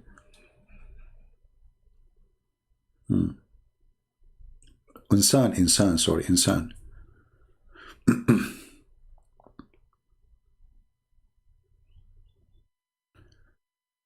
I'm getting Pal Talk. We can set up a talk, no problem. Are you a Muslim, Mr. Preston? Only Muslims, they can contact me. Remember, don't contact me if you are a Christian. And those Christians who contact me in Patreon, please don't contact me unless it is necessarily. Remember, I have tons of people, they keep, you know, I mean, you can, I really would love to give you all the time I can, but for me, I prefer to answer questions asked in public, so everybody get the benefit of the answer, not one individual. And I'm not good in writing emails. It takes too much time. While answering you here, as you see, I'm giving you all the time. I mean, how many hours you want? Have you ever heard of somebody stay with you for 5 hours non-stop until his voice is gone? I used to stay even 12 hours.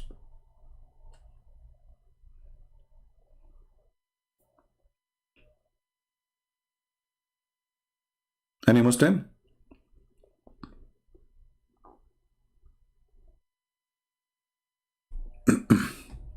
Okay, until now we don't have any Muslims, sadly, and too bad. We wanted you to give your voice to those audience, so people, they can hear the other side of the story. You know, it's not good to hear one side of the story, right?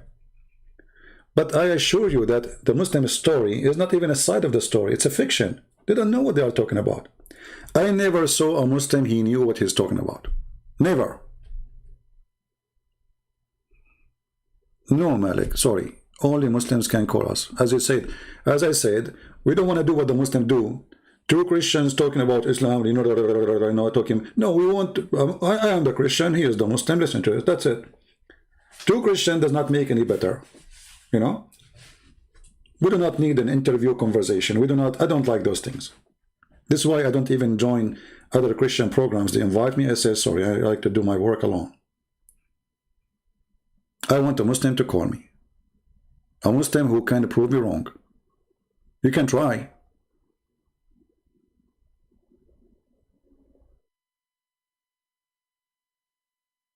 I welcome you to try.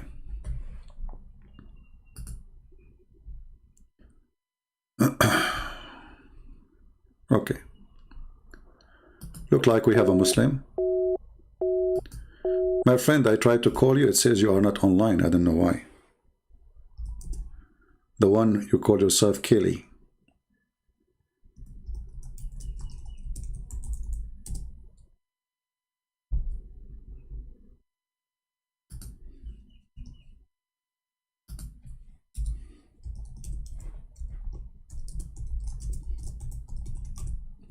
If you hear me. Okay. So look like we have a Muslim. Let us see.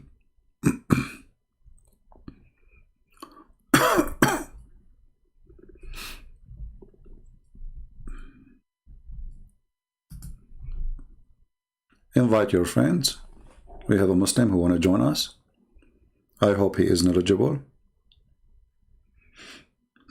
And he said he want to speak like with respect, so that's wonderful.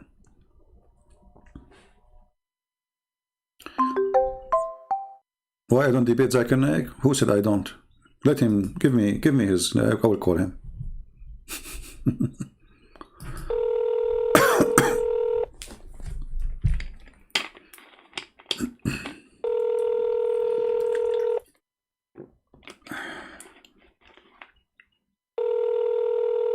Answer, my friend, answer me. Hello? Hello, man. How are you? I'm fine. Who is talking to us? Just 1 second. Bear with me. I'm trying to set up my my things around here. All right.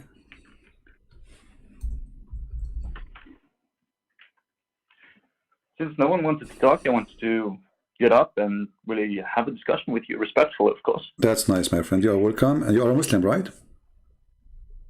Sorry? You are a Muslim, correct? Basically, yeah, I'm pendling, and I really want to talk about you about a lot of things. No, I want a clear answer. Are you a Muslim or not? At this point, I'm pendling, but I really need some answers. You know, I really need to talk out my mind and see where we can agree and where we can disagree. So you are a Muslim.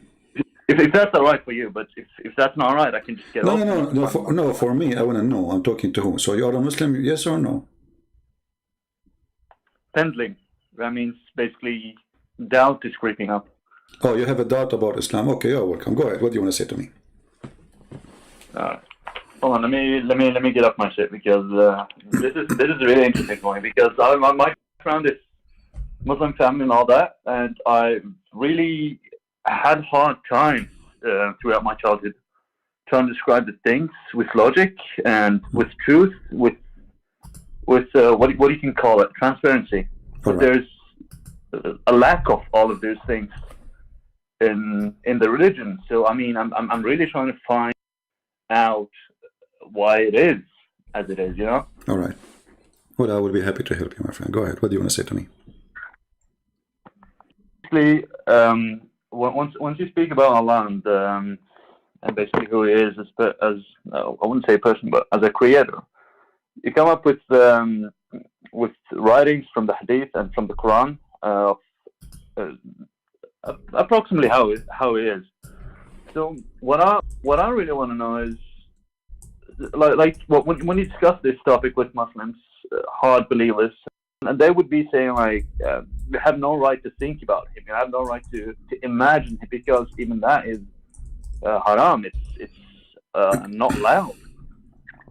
And so I'm stuck between this barrier, not really having to imagine someone I put my whole life into, believe in, and think that could save me, based on the beliefs on there's being hell and heaven. And so at the same point, not being able to reconcile with my own thoughts, to see or imagine, even imagine, think about this great God that I am supposed to be following. Okay. Well, first of all, who is? Yeah. Go ahead. Yeah, who is this God then? You see, if you go in the Quran, chapter 23, verse number 14, this is a verse supposedly present how Allah He created us as a human. So He said He fashioned the drop of a clot, and then He fashioned it into a dead blood. Here you see right away that this God who claimed to be God, the creator, He don't even know how the baby is created, because, you know, stating that we are sperm who become a dead blood, and then that dead blood became a baby, is stupid. Secondly, in the verse there, depending on the translation, you will see it says, فَتَبَارَكَ اللَّهُ أَحْسَنُ الْخَالِقِينَ. Allah is the best of the creators. So every translation is different. Some, they give correct translation, they say the best of the creators. Some, they say the best to create. But even if they say the best of to create, because if He is the best to create, that means there's other creators, but His creation is best, right? And if Allah is the only creator, and this is the only idea of worshipping Allah, that because He is the creator, so how Allah can be the best of the creators? So Muhammad at that time, he was arguing with those people who believe in other gods, and obviously Muhammad, he believed in them too, but he is saying my God is better than your God, so let us worship high God, not the lower one, because he is the best of the creators. So Muhammad, through stages in his life, he was trying to create a religion. He don't have one really. He is following what the pagan Arab they do before him. Their God name is Allah. That's what the Quran says. The Arab, they are called mushrikeen because they associate with this Allah other gods. And by Muhammad saying that Allah is the best of the creators, he accepts that they are gods and he is God. But Allah is the best of the gods who create. So obviously Islam is a pagan cult. It's a collection of religion and somebody trying to establish a religion. He don't have one. That's why Muhammad, Muhammad is confused about what to take and what not to take. So in the beginning, he stopped going and praying toward the Kaaba. I think you know that, correct? Do you agree? Yeah. Okay. So if the Kaaba is the house of Allah, Yeah, I can. why Muhammad stopped praying to it? Because in the beginning, he was trying to be, with the Christian is a Christian, he's like Obama. With the Christian is a Christian, with the Muslim is a Muslim, with the Jews is a Jew, with the atheist is an atheist. So Muhammad in the beginning, he abandoned the Arab religion. He copied from it just the name of the God. He don't want to kiss the black stone no more. He don't want to go around the Kaaba no more. He don't want to do Hajj no more. And then suddenly, when he gave up with the Christians and the Jews, that they will not believe in him anyway, he decided to switch his religion and go back to follow the God of the Kaaba and to make the Kaaba a station of worship. And actually even the hadith report that the one who made him change the direction of the Kaaba is not Allah, it is Umar ibn al-Khattab. This is why the hadith says that my Lord agreed with me, my Lord agreed with me in 3 things. Some they say 10 things, some they say 5. So one of them is the hijab, one of them is the Kaaba, one of them is divorcing Muhammad's wives. And the hadith says that Allah, he sent the verses as I mentioned, as I said. So the verses revealed by Allah is as I said. So what kind of God he take from a man? He is not a prophet. He take from him verses and he make it Quran. Why Allah he take the opinion of a man to change the direction? Even the Quran says, like if you ask the Muslims, is the Kaaba is a choice of Allah? They say, yeah, this is the house of Allah. Okay, but look, the Quran says Allah will give you a direction which you like, you accept. So it was not a choice of Allah, it was a choice of Muhammad. Chapter 2, verse 144, it says that we see that you are turning your face around. Muhammad did not know which direction he should pray for. So he prayed to Jerusalem because he was living with the Jews. Then Muhammad, he is, so Muhammad now in the stage, he's trying to make an excuse how I can change the direction of the prayer, go back to the Kaaba. So he gave them this verse. So we see that the turning of the face of you, Muhammad, for guidance to the heaven. Now we shall turn thee to the Qibla direction, that shall please thee. So Umar, he said to Muhammad, let us change to the direction of the Kaaba. Muhammad, he liked the idea. Muhammad, he made a verse, says, Allah told me to change the direction, and now we pray to the direction of the Kaaba. As you see.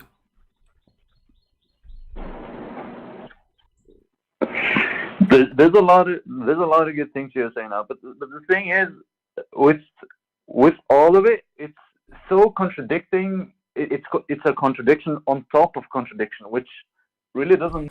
When you try to cement something as a religion, it would be very shaky. As you say, when there's a lot of things that contradict each other, it really doesn't get off as a really steady religion.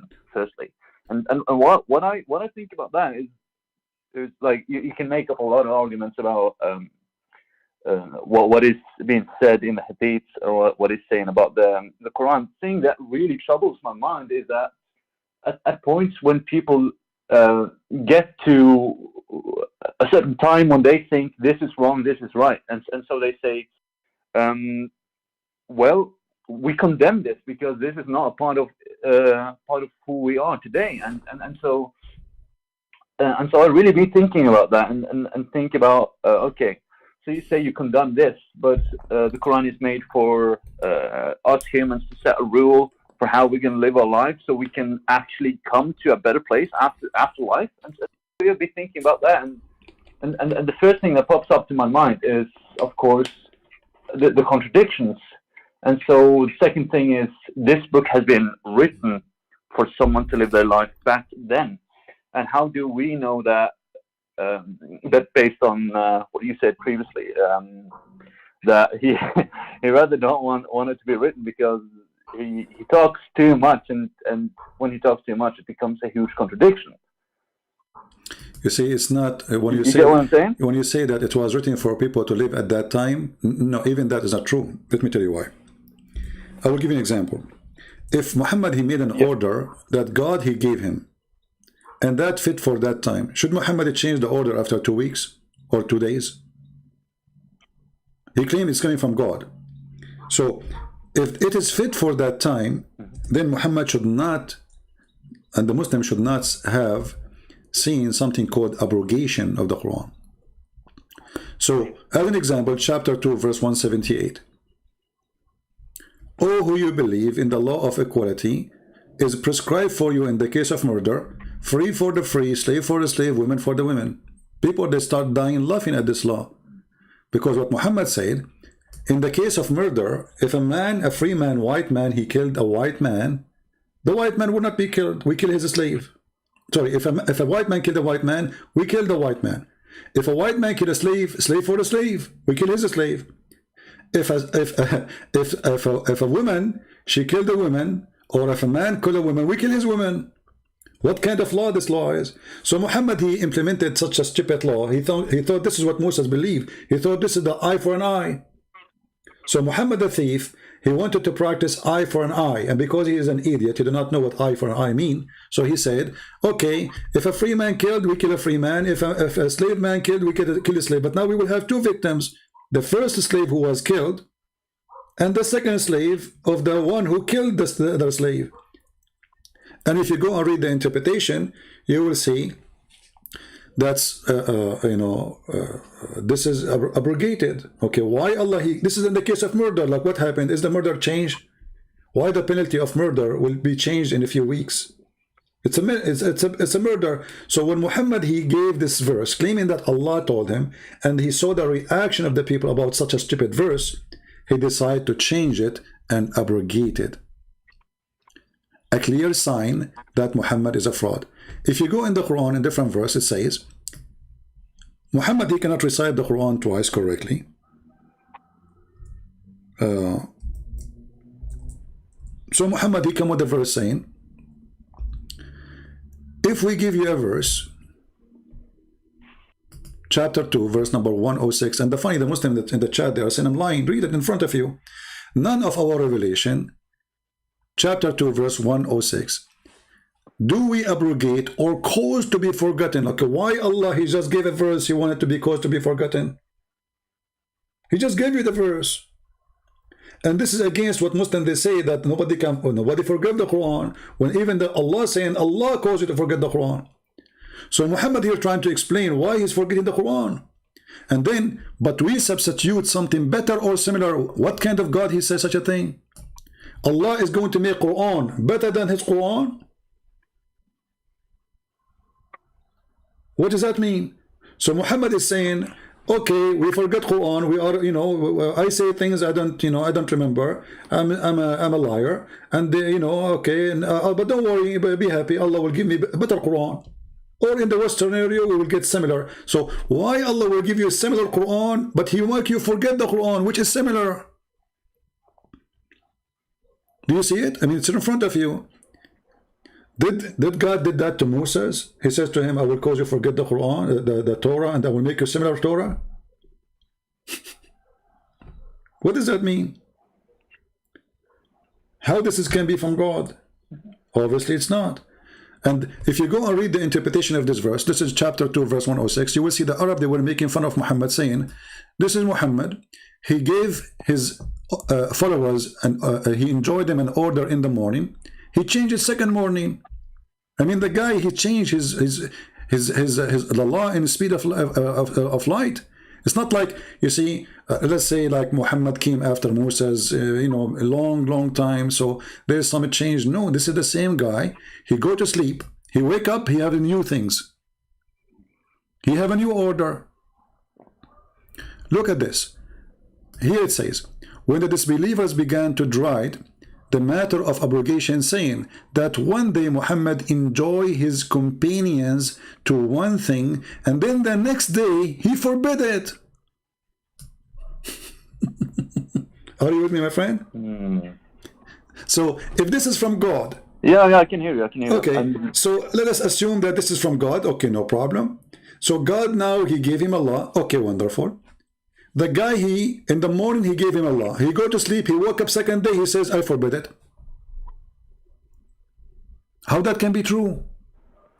And look, this is not a Christian saying, this is the Muslim interpretation for the verse. This is their highest scholars. Because I know they will say to you, he's lying. I'm reading for you what is in your Islamic books. And those are your top scholars. So he gave them Allah in the morning. He go to sleep. He wake up. He forbid it. What? Allah make a mistake? Do you know what I think about scholars, the Muslim scholars? Oh, my bad. You go. Who care about the scholars, my friend? All of them, they are donkeys for me. I call them scholars. Those are scholars for Muslims, not for me. No, yeah. But what I'm trying to tell here is basically the way Muslim scholars are looking at text is so, in that sense, they kind of cherry pick something that they think could fit to what makes sense, and so that I'm in the point. My friend, in Islam, there's nothing is called makes sense. Even the Muslim, they don't say, like, you can go watch Muslim videos, they say the Quran is irrational, it doesn't make sense. So he says you cannot make it make sense. This is how Allah he wanted. That's it. Even the Quran says that there's a huge part of the Quran nobody knows what Allah meant save Allah. So what sense? And what makes sense in this? Let us say I want to follow Islam, and then you are a prophet, I'm existing in your time, and then you say to me it is haram to do this. Second day you say it's allowed to do this, and the day after you say it is haram. It's a even the mut'a, Muhammad he forbid it, he allowed, then he forbid it, then he allowed, then he forbid it. What's wrong with you? So the Arab they notice that this is coming from God. Like, why God want to give you even a Quran and he will make you forget the Quran? And what is the purpose? To give you similar Quran. It's like it's like saying to you, I'm going to burn your house, and then I will burn you the same one. I will build you with the same one. So why you burn it? Your house is like 4 bedrooms and 2 bathrooms. Yeah. I say I'm going to destroy your house, and I will make a house for you, 4 bedrooms, 2 bathrooms. So why you did that? What's the point? So here Muhammad, he is an idiot. He is suffering or struggling to make himself look like a prophet. So he's trying to fix his mistakes by changing what he gave them yesterday. He's trying to fix it. There's no way that Allah, if he's God, he would do that. So my friend, I invite you to leave Islam right now. What do you think?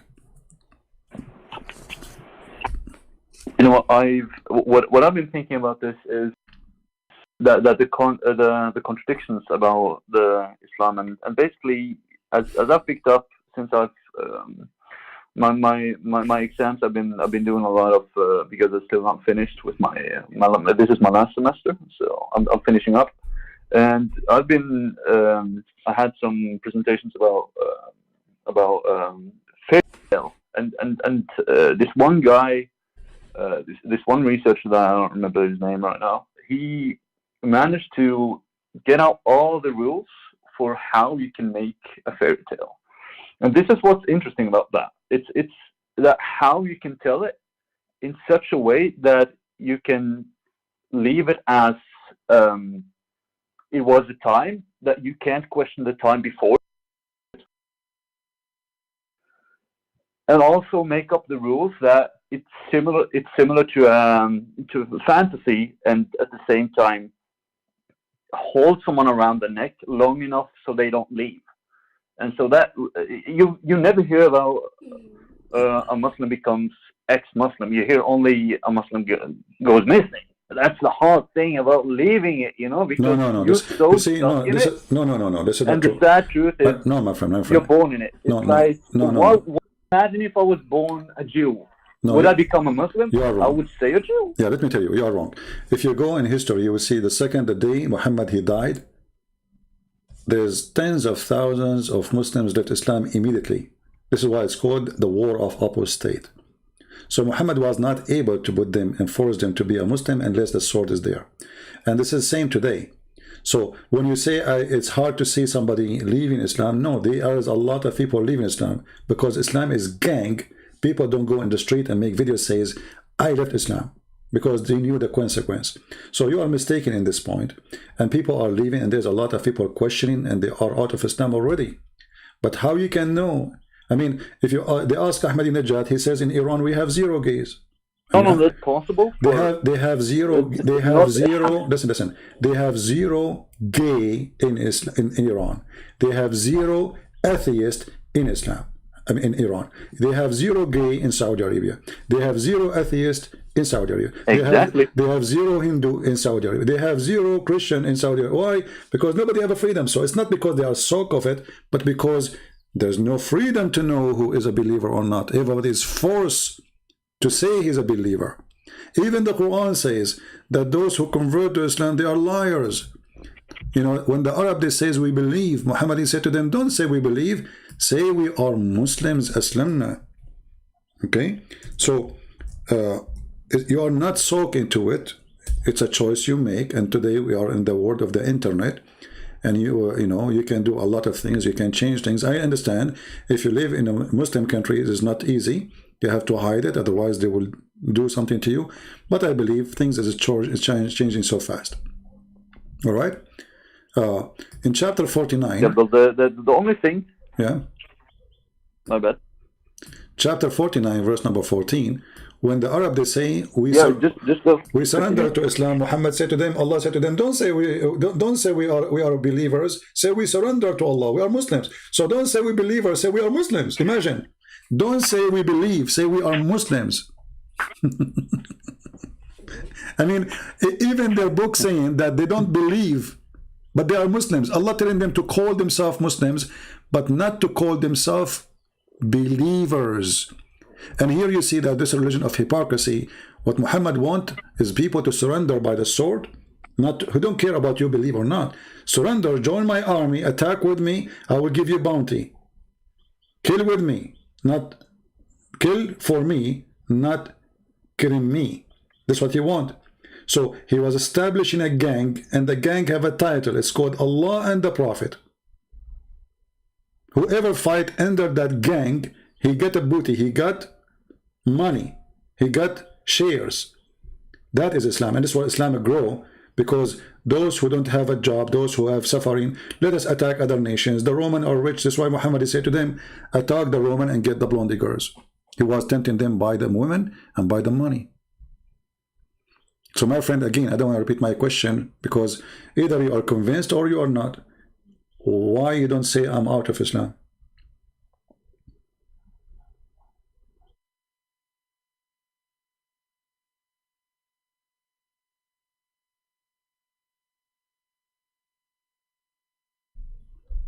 Are you with me?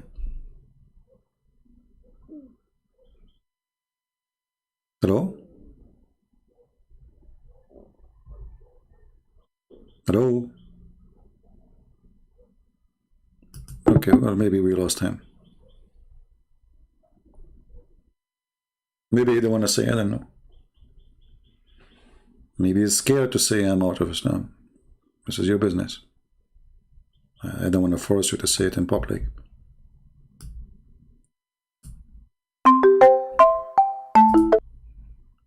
You hear me now? Hello? Hello? Hello? Yes. Okay. you hear me? I lost you for some reason. So, Yeah, so the my last- friend, why sorry, why my you bad, don't the say I am out of Islam? I mean, after all of this, do you still really want to say I'm a Muslim?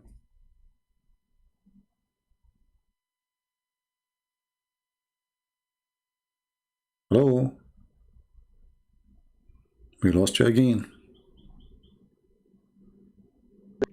The last 30 seconds, I couldn't hear you. Okay, so what is your decision, my friend, about Islam? What do you think? To be honest, deep down, I want to be free, and so I am. I am physically free, but it is a huge, huge psychological trap which you are born in, and so I want to be free, and the only way I can be free is truly by exposing myself to something. It's in that point I would disagree on heavily, and I will look into it and something I agree with, so it conflicts each other, and so I can progress. It's just how it is. Like humans have, psychologically speaking, humans have high incentive to not be willing to lose something instead of gaining something, because psychologically speaking, if you lose something, it's game over. It's death. And No, so see, I don't know. I don't know how you think, but I don't think I'm losing anything, because simply it's a belief, and if this belief, I'm not talking about. yeah, if the belief is stupid, I'm not losing a I'm stupid. talking about my freedom. I know. No, you are not. Not my freedom. You are not losing your freedom if you leave Islam. You are gaining your freedom, because Islam makes you, even to go to the bathroom, there's rules. Even to the way you eat, there's rules. Exactly. So when you leave Islam, you are gaining freedom. Exactly. You are not losing freedom. Islam control you. Islam is a controlling cult, and Muhammad, he created tons of controlling rules. So you will not be busy thinking. It's what I'd say too. It's what I'd say Yeah, too. yeah. So again, I'm going to ask you, why you don't say I'm out of Islam? I'm not going to repeat this question again.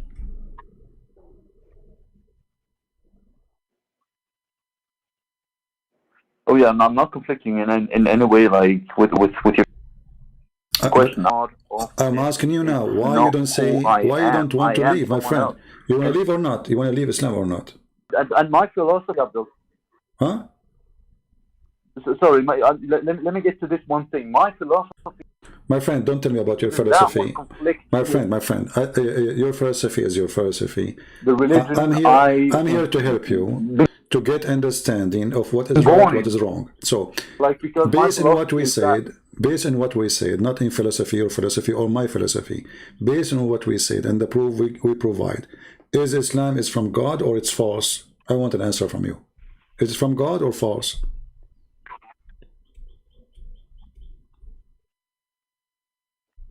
From what you've been providing, I wouldn't really necessarily go out and say, "Hey, God is real."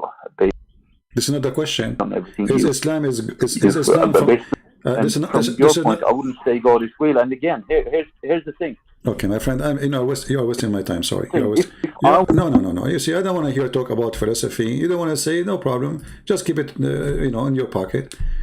Say what you want to say, because obviously, I mean, you are scared to say, well, this is garbage. I mean, you agree with me, but you don't want to say it. We got the answer already. Do we have any Muslim would like to call us?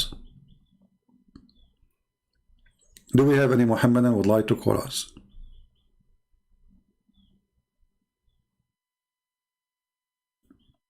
I don't like too much liquidation in the answers.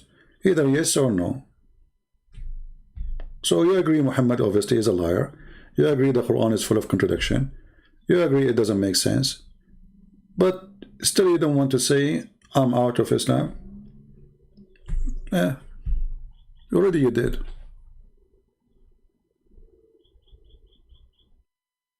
Do we have any Muhammadan would like to come and call us? We have a Muslim question here. I'm going to answer it.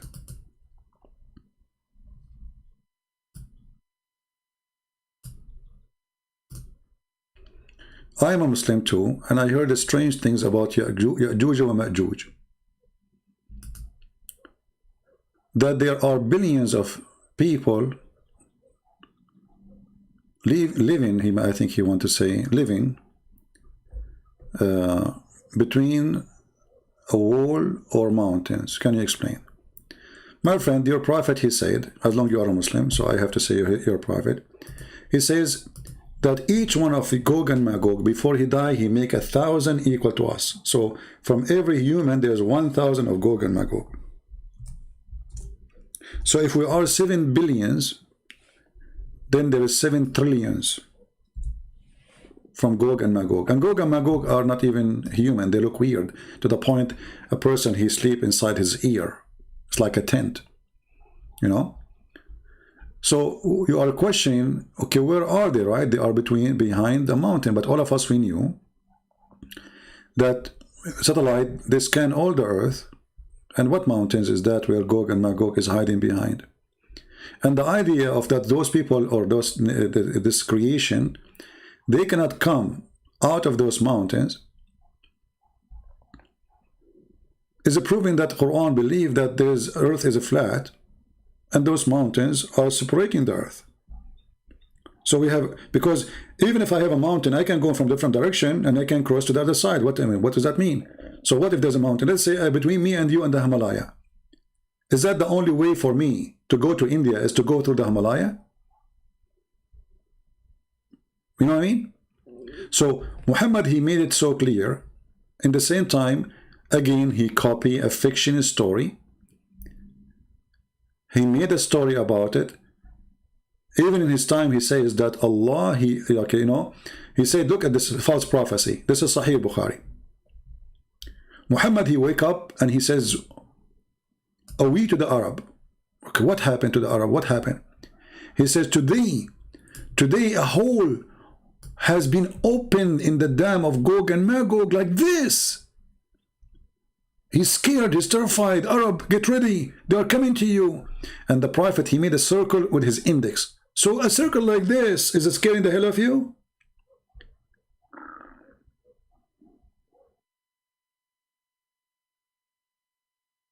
Do you see it?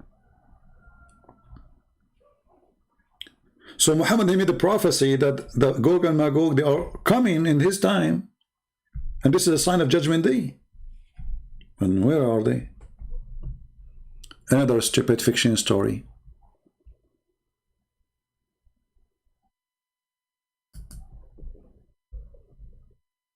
Do we have any Muslim want to say anything about this story?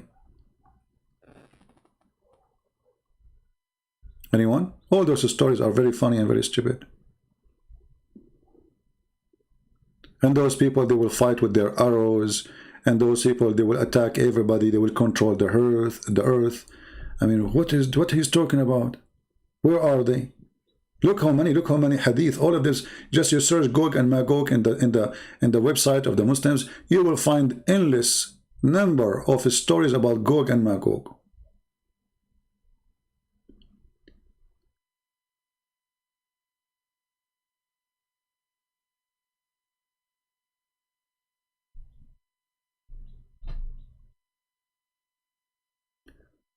Well, he is scared for his life. No problem, my friend. I don't want you to say something will hurt him. But I understand he left Islam. Actually, he's a very nice guy. I'm not against him. But for me, you know, I have things to do. Here we go. Actually, he said I am out of it already. Yeah, the person is very nice. I mean, I'm not against him. But you know, for me, I like to see the result of the fruits of my work. Either I was be able to help him or not. I'm not going to show what his name in Paltalk, but this is what he said to me. Thanks for what you provide, whatever. I am out. I was about to briefly sum up. All right. So thank you very much for your answer. You want to call me again to say loud, clear, I am out of Islam so people hear you? Feel free. This is what I wanted to hear from you, you know. So he's out of Islam. I'm happy for him. Yeah. Here you will see, look, Muhammad, he said here, in this hadith. He's talking about Gog and Magog.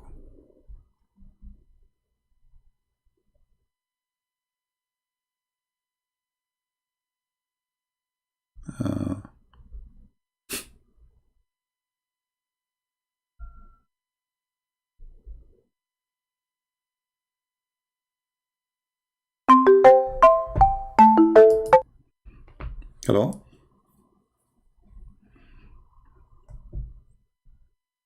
Hello? I am out of Islam. Like, it's nothing that can take up more of my time or my mind capacity. I'm out of it. All right, that's wonderful, my friend. I want to hear from you because I don't want to waste your time and my time. You know, I understand the way. No, thank you so much, man. Yeah, you know, I'm grateful for the opportunity that you've granted me this knowledge. Thank you so much. I'm here to serve everybody, my friend. I'm not really, I'm not here to put you down or even not to speak to you. But in the same time, we have to come to a conclusion as adult, and the conclusion, obviously, you agree with me, Islam is false. So I was wondering why you want to say it. So now I'm not supporting that. Yeah. So you agree that Islam is false, and that's wonderful. Now let me ask you then, what do you think about Christianity? As long as you agree Islam is false. I think more about my philosophy, actually, about coming to what I was about to sum up is coming to this world. How I see is just as a wave, and what I can do in the ocean as a wave before I get back into the ocean, become a part of everything. What is the wave? What the word wave mean? It's an example. It's how I look to see it. I understand, but when we use an example, we should understand the example. So what the word wave mean? A wave, it's like basically a part of an ocean. It comes up and goes down. It's briefly an explanation of the ocean and the wave is not really what you're saying. The wave is a reaction of an action. So you throw a rock on the water, and that rock push its size and its weight inside the water, and that cause a force to cause a wave. So if you are just a wave or a wind, if you are just a wave, which is reflection of an action, then you don't want to be the action yourself. Why you don't be the rock itself who can make waves? So if I am you, I say to myself, I'm not going to be the wave. I'm going to be the one who make waves. So I'm going to make a wave between the Muslims, and wave of Muslims will leave Islam because Islam is a cult. So there's a huge difference for us to be someone who is reflected, or let us say we are a reaction of an action of somebody, or we are the action. Which one is the one is more active, the action or the reaction? So in the law of physics, reaction is, let us say, it's a victim of the action. It's not really the one who is doing things. So if I am you, I will change the way I see myself in the philosophy way, as long as you like philosophy, and then I will choose to be the rock who, if it jump in the water, I will cause the water to make waves, and my wave will go to the end of the other side of the world. So if I am you, I choose to be a wave creator, generator. So my waves can come to others, not just a person who get reflection of others. So establish yourself with your philosophy, understand yourself first, and understand that you are a person who created by God for a reason, and that reason is to be you, a person who generate, not a person who reflect. That's why he said to us in the Bible that not everyone says to me, Lord, Lord, or God, God, he will enter the kingdom of my Father, but the one who do his will. So it is the will of the Father, but it is your will too. So either you are a generator or a reflector. Which one you want to be? For me, I choose to be a person who generate I do understand. in agreement with the one I believe in. It's my generation too. I generate. So the will of God, I agree with it. So I do the will of God, but still it is my will, even though it is the will of God. So for me, I like you to thinking about things differently. Do you also? Yeah, Abdul, do you also think that God is so mighty and so that He understands the feelings of us creatures, us humans, that we are under a difficult time? My friend, and you are not just out. God is like not being the rock. Yeah. In your sense. God is not waiting for you to be a genius. He knew what he created of you. You are his creation, right? So he knew exactly each one of us limitation, because the limitation of each one of us is different. We are not the same. So there is some of us, we are very limited. Some of us are smarter. So that's not your fault. So God will judge you based on your limitation and how much gift he gave you. It's like somebody, you know, the Bible have many parables. So I give you some money and says, go and invest this money. So it's not fair that somebody, I gave him $1,000 to invest, and then I want him to bring back, return $1.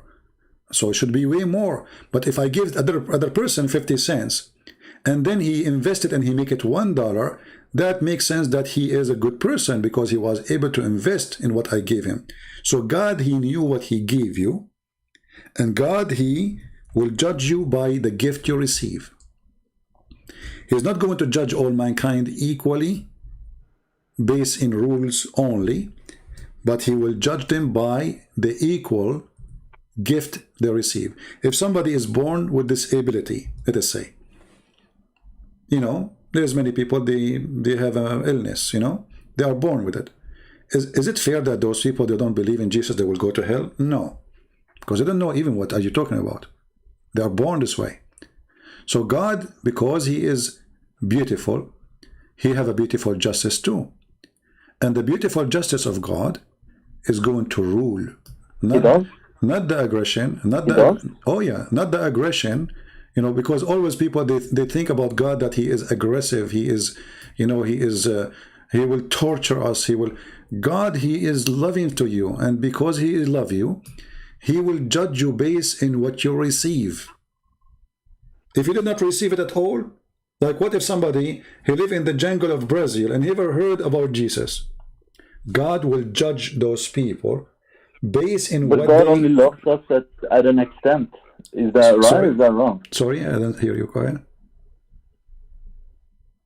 God only loves us at an extent. Like, why would it be that God loves us so much, so highly, that he didn't allow us paradise and had to base the ending of a choice of two people? No, actually, my friend. Like, I'm not trying to jump from an Islamic tree to a Christian tree. I'm trying to get down to the ground. No problem. My friend, God, he allow you to stay in heaven. It is you who decide to leave. Because when I invite you to my house, and I say to you, okay, let us say I own an apartment business or a house, and I rent it to you. And I say, please, if you bring somebody else to this house to live with you, I will kick you out. And you agree, right? So you agree in the terms and the conditions, and then you break the terms and the conditions. So it is you who decide to leave. It's mistakenly to think that God, he kicked you out. It's you who kicked yourself out. Because if you did not break the terms and conditions of this heaven which he gave you as a gift, he loves you to the point he gave you a garden, not hell. And then you decide to do your own rules as if you own the garden. You are just a guest. And then you, by breaking the rules of the garden, you decide to leave. So how we can blame God for such a thing? Well, the thing I think about is like grandparents that once had rented an apartment, and this landlord, the God, kicked them out, and so I was born in the streets, and so that really doesn't reconcile with me really good. My friend, what did I for us as a Christians, I was born here. This is my normal. No problem. You see, you can make even your earth a paradise if you want. The Bible says, live, be holy like your Father. So the place is not the problem. It is us who is the problem. You see, Adam was in heaven. It's not the place was the problem. It was him, the problem. So if we want to make the problem is the location, we are just trying to divert our responsibility for what we do. It's like when Zakir Naik says, well, if women, she wear nice a short skirt, well, men, they will rape her. What do you expect? So he's making it responsibility of the women who she's the victim, not the man to control himself. So either we say we don't want to be responsible for being a human, and we want to live like animals, and then we will not be responsible for anything. You know, a cat, she do what cat do. A dog, he do what dogs do. Correct? So a human should do what a human do. Then a human, he chose to be a filthy, he chose to be perverted, he chose to be a criminal, he chose to be a thief, he chose to be a killer, but yet the human have many help. Many who came to help him says, hey, don't do this, this is wrong. Even inside your God, he created you with some dignity to feel that this is evil, yet still you do the evil. So if we want to blame God for my evil, that is not fair. For it's not God who told you to be evil, it is you. But always you justify it saying, oh God, he created me. Oh God, he made me. So I'm being what he told me to be. No, you are not. It's just a way to take away your responsibility. So based on so based on that statement, would you say I'm closer to God than you are? You being in, I don't know what is my friend. I do not know who is inside you. I don't know how close you are to God. I don't know. This is between you and God. You see, in Christianity, we believe that God is a relationship with the person, not religion. So, for me, I believe that I am close to God when I do His will. I am not when I'm not. Very simple. So, the will of God is to believe in the Messiah who came to save me. If I reject His saving offer to me, I'm rejecting God anyway, and then I believe I'm far away from God. So for you to be closer to God than me, first of all, you need to be a person who believes in such a God, and you believe that you are going to be in a personal relationship with Him. And that's why I'm saying to you, what do you think about Christ? So if you want to be close to God, you have to be close to God, to God Himself, and that is a Christ for me. Maybe you don't believe in Christ, maybe you will not believe, this is your business. But in my opinion, I believe to be close to God is to serve Him by serving the people. Jesus, He washed the feet of His disciples. When the disciples, they said to Him, Master, Lord, what are you doing? Now, we are the one who should wash your feet. He said, if you don't do it, you don't belong to me. I don't know you. So, in Christianity, you want to be in heaven? You can be in heaven even if you are on earth. By being a servant, for that make you a master. As long as you like philosophy, how deep we can go more than this. To be a master, you have to be a servant. Why? Because Jesus, He wants you to earn your rank as a master by love, not by authority. You know what I mean? And there's a lot. My thing is there's a lot of ways to earn a closer relationship with spirituality or the divine, as in whatever shape or form you want to conclude that is. I think that the way I can get closer to divine, or actually being a part of everything, is not to disturb everything, be a part of everything. It's like it damages me so much to think that there is a virus, corona, and it adapts, it mutates to actually live longer in the host. And so us humans, we are just like the virus. We are in this planet damaging it. We are killing other sentient beings, and so my friend, don't confuse yourself about that gets you closer to God. My friend, don't go there. I mean, killing and thief. Why you want to go there anyway? I mean, is killing something we do every day? There's people that are criminals. So let us make it simple. I just say to you that Jesus wants you. But let me ask you a question before you continue. Abdul, one quick question before you continue. I'm not Abdul. All right. What do you eat? What do you eat? What I eat? Do you eat meat? Yeah, I eat meat. Yeah, do you eat meat? Yeah. Do you eat something that had a life before? I do. Do you consider that as, if you cut that out, you'd be closer to God? So you are trying, like, maybe you are copying from some philosophy that about eating vegetation, right? So is eating vegetation will not make you eating something have life? Isn't it vegetation have life too? So your philosophy here, life, but it doesn't feel. My friend, obviously you can sit it out. No, your thinking is very shallow. I want you to go right now and search how you can grow tomato, how you can grow tomato so crazy. How? They put a fish under the root of the tomato. Okay, but tomato is a tomato. The tomato is eating fish. So you think you're a vegetation person, you are eating vegetables, but the fact that the vegetables you are eating is eating fish. And you think you are a vegetarian and now you are not harming anyone. That is a joke, my friend. People need to think deeply, and we are very shallow. No. This is vegetation. Being a vegetarian is not you not harming. You are harming. If this is what the harm means for you, all what you do is eating others. You are eating others. You are minimizing harm.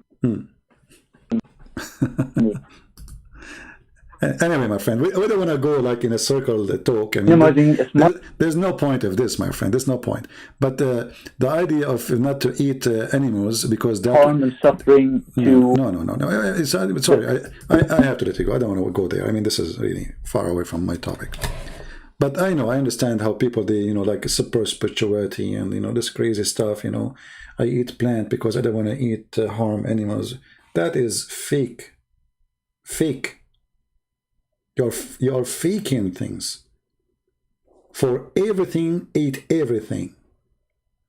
Remember carefully, this we saying that you everything, eat everything. You die, they bury you in the ground, insect, they eat you. The insect, they die, or your flesh became a protein to the trees. Trees, they eat like you. And they eat flesh like us. The trees themselves, they are not vegetarian.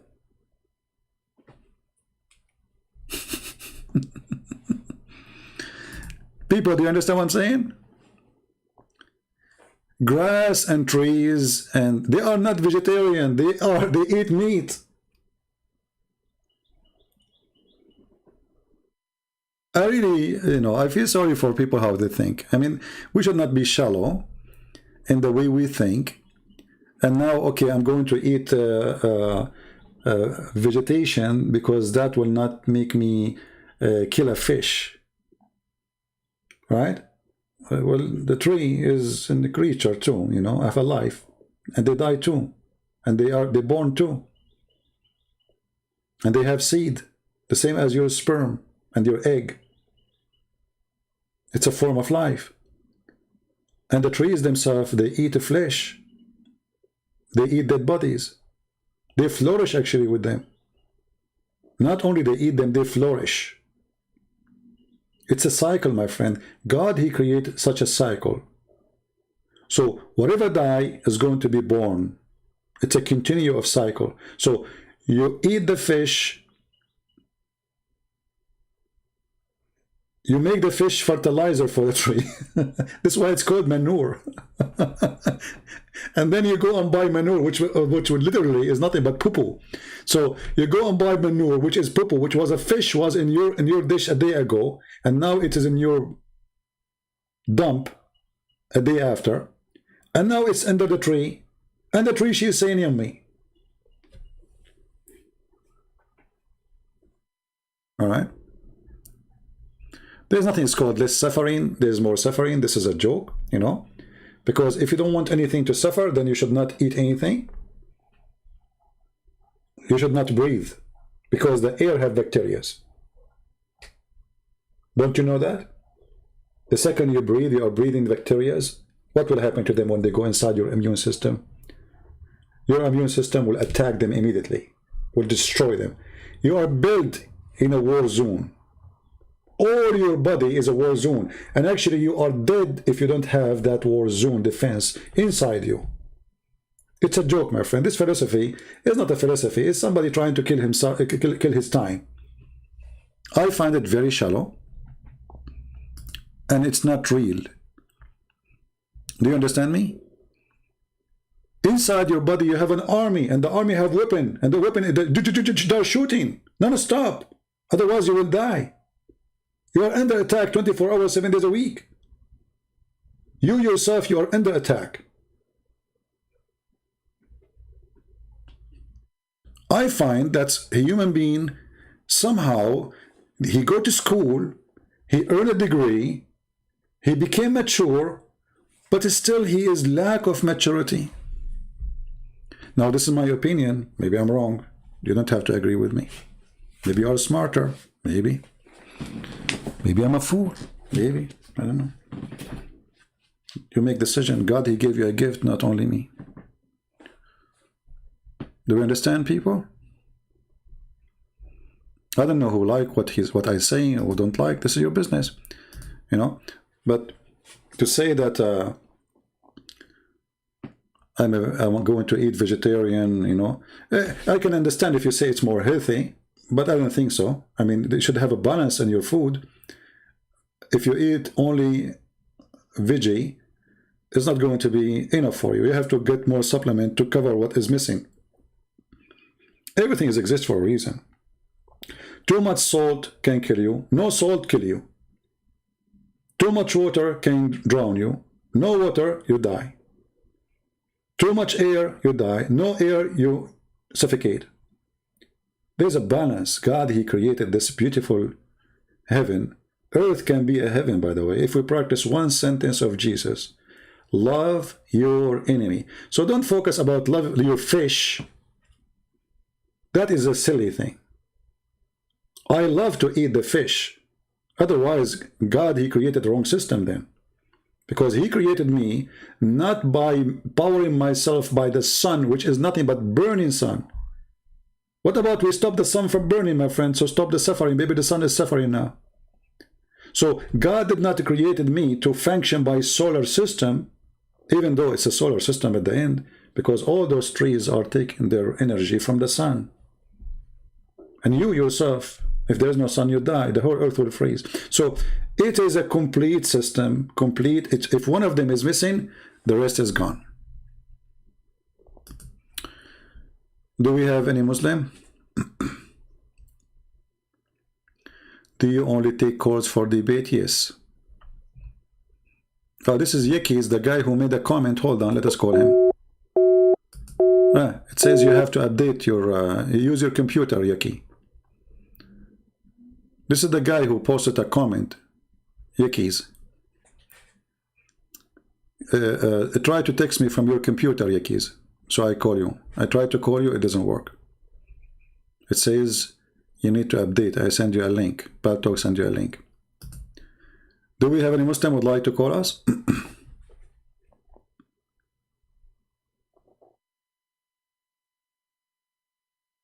Anyone? I'm using Paltalk.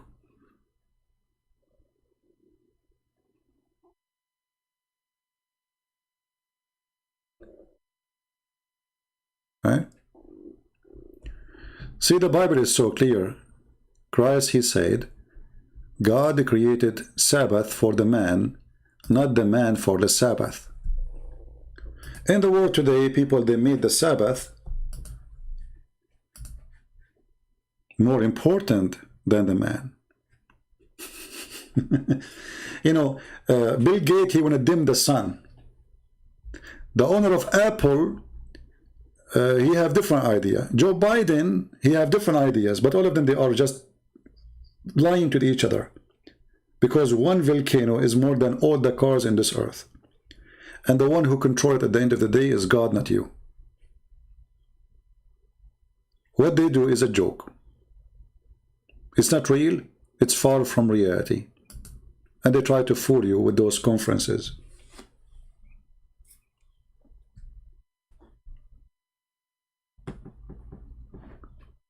When the scientists, they say that the earth was covered by water, was that because of global warming? But there was no cars at that time. You know what I mean? Looked like a global warming was exist long time ago. Yeah, obviously. What you can do.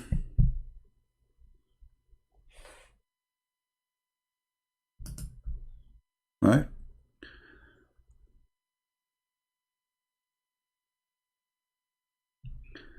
Do we have any Muslim?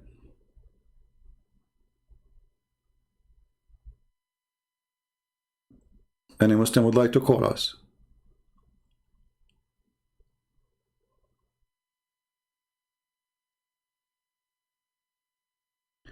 If CP will show his face, you will call me. And who cares if you call me or not? And why I want to show you my face? Are we in a date, Zahra? Is that a date thing? Why a girl, she want to call me if I show her my face? Is it okay if I show you my toes? Does it work? I don't know. People are weird, man.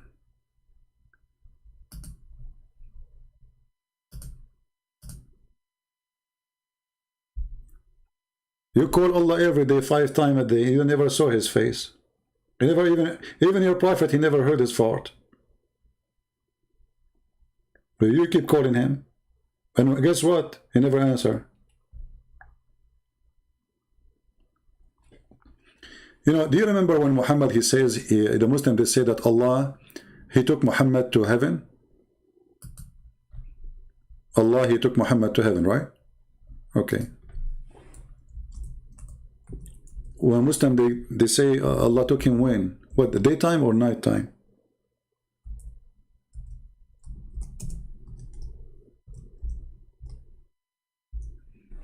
What night? What time? Is it night or daytime, Muslims? You will say at night time. But isn't it Muhammad, he says Allah, he come down every night in the 3rd part of the night? So Muhammad, he went to the heaven to meet Allah. But Allah is down.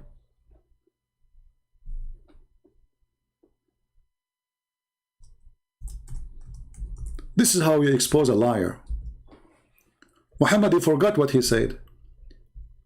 So Allah, he sent him a donkey, is the size of a donkey or between a donkey and a mule.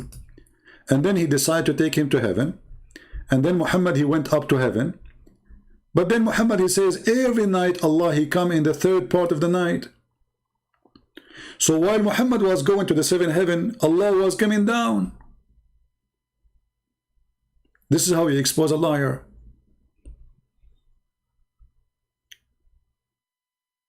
So Muslims, is this story is true? That Muhammad, he went to heaven? While Muhammad, he says Allah, he come down every 3rd part of the night.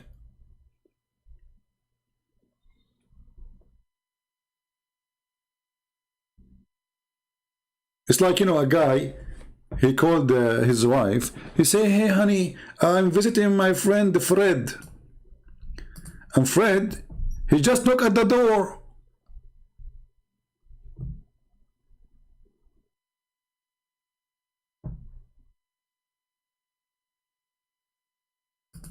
Hey, Fred is here. What are you talking about? Are you visiting Fred, huh? This is what happened to Muhammad. Liar. It's very easy to, you see, Islam is the most silly, stupid cult to defeat. But how you can defeat a cult if you are ignorant about the cult? You cannot.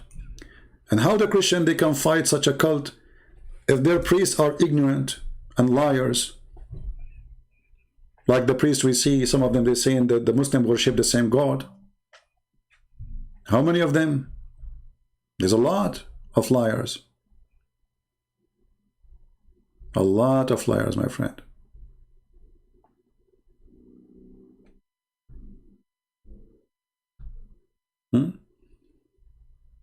This is Islam. This is why if somebody claims to be a priest, what make him a priest or not is how truthful he is. Who care about the word priest? Who care about the uniform you wear? Who care about the cross you have in your chest? The Lord, he said about them, depart away from me, I do not know you.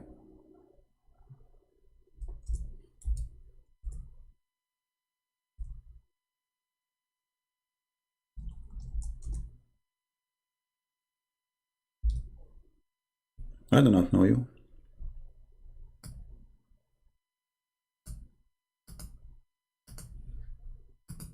Anyone you see, he claimed to be a Christian priest or bishop, and the Muslims, they say to him, they agree with him, they have nice compliment about him. Obviously he is not telling the truth. This is why they are giving him compliment, because he's a liar. To know who I am, look who condemned me.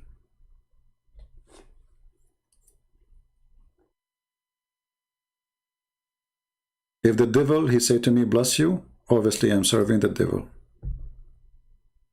So if Muhammad said to me, bless you, Christian Prince, obviously I'm serving Muhammad. From their fruits, you shall know them. We care for Muslims. We don't hate them. We encourage people to be good to them. But that is different from not telling the truth about Islam. Telling the truth about religion is different from being good to people. So we should be good to everyone, including the Muslims, Hindus, atheists, everybody. We should be loving to everybody, as the Bible says. But loving to everybody doesn't mean we are loving the teaching of evil. So when a false priest, he come to you and he say things which is absolutely false, he is preaching not the gospel. He is preaching for Shaitan.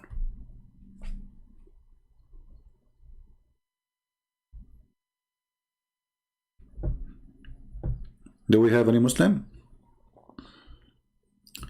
Yakis, did you fix your thing? Let us try to call you again. Yeah, still the same. Yakis, I tried to call you second time. It's not working. Do we have any Muslim?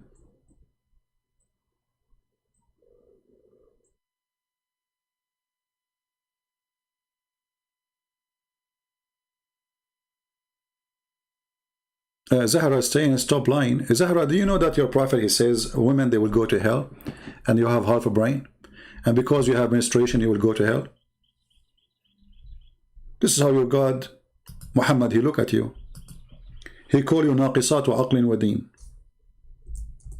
They ask him why we are half a brain and half religion. He said, don't you have no equal right to be a witness, as the Quran said? He said yes. He said, don't fast the month of Ramadan, pray as other Muslims because of your menstruation? They said yes. He said, this is your deficiency. And this is the hadith in front of you. Muhammad, he claimed that Zahra, who is in the chat there, she have deficiency. So, Zahra, I'm talking to you because I don't believe that you have deficiency, but I think Islam is deficiency itself, and that is affecting your brain. Muhammad, he claimed that the majority of women, they will go to hell. What is the solution? Give him money, give donation. Clear evidence that Muhammad is a fraud. Hey, women, give it charity. And then Bilal, he opened his dress, and women, they start throwing their rings, their earrings. Now they will go to heaven because they give you their earring?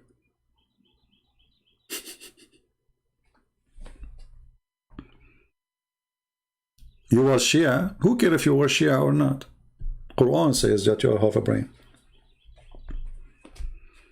Was Allah Shia too? Have you ever heard of somebody saying that women, they have deficiency in their brain? And how is that a proof? How we prove it? Because she is not equal to be a witness in the court. Two women equal to one man if they agree with the women. If there's no man, this is a man-made religion. I remember once a lady, you know, she said to me, I did not leave Islam because of you. I leave Islam because Islam made by the man for the man. Yes, I mean, you are the one who taught me. Let us see this guy. Yaki is still not working. You are using a storing software, obviously. That's why it's not working. I don't care. Anyway, forget about her. So anyway, do we have any Muslim want to say anything before we go?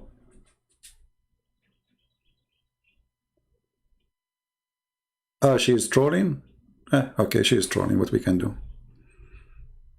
They like to be trolling.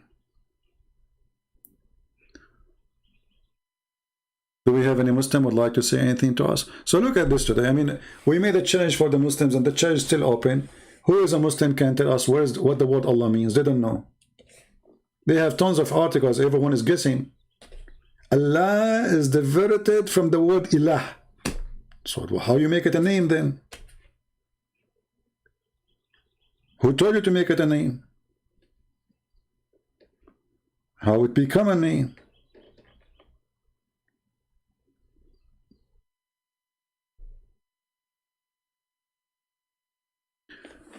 Are you avoiding Gog and Magog? I answered you, my friend. I just answered you. What's wrong? You forgot, and even I showed you the hate in the screen.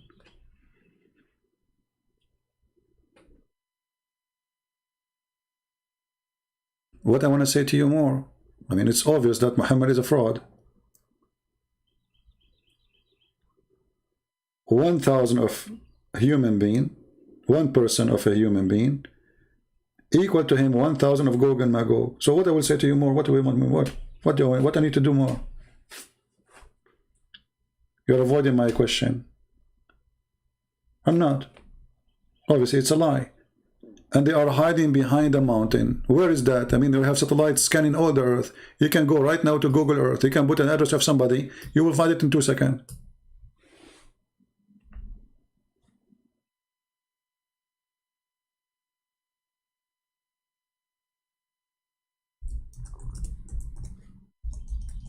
This story is a fiction story. You can find it in the Quran, chapter 18. When they say to him, put for us, make a dam between us and those creatures. Stupid story. And the dam is made from what? From iron and copper. By time it should be demolished anyway. Because don't you know that those metals, they rust? They will be demolished. And between two mountains, can they climb the mountains? What about airplanes? Can they go around the mountain? And you will say to me, now you did not answer me. So all the talk I did, still I did not answer you? It's a joke. Chapter 18 is one of the clear evidence that Muhammad is nothing but a fairy tale collector story for stories. He's an idiot. Right? I cannot call you for a very simple reason. If you go to Paltalk Help, it says mostly you are using a storing software, not validated. This is why you cannot call me. A guy before you cannot call me anyway. I have to call you. I tried to call you already twice. And I can show you. Here we go. Let me show you. I called you twice, but obviously, see it? And let me call you again. It says out call rejected. You see it? Why? And I send you the link so you can have a new software. And let me call you again. Here we go. In the front of your eyes. Hero. You are a hero, huh? Yeah, you are a hero. I wish I can get you for a snack. It says now you are not online.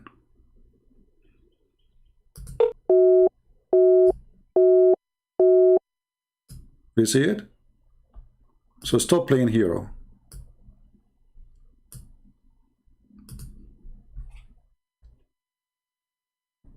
All of you are heroes. Trust me, I will not waste a chance to get a Muslim to call me, because we need a good laugh. Whatever you say is going to be hilarious. We know what you will say. Okay, we have a Muslim.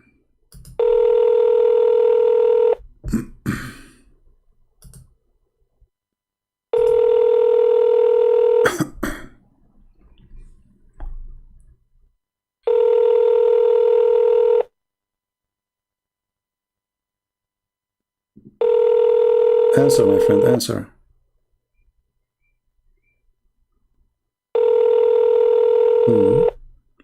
Call me and you will not answer. Hello?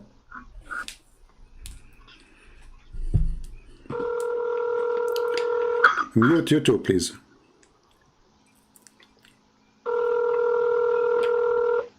Mute YouTube. Answer, my friend, answer.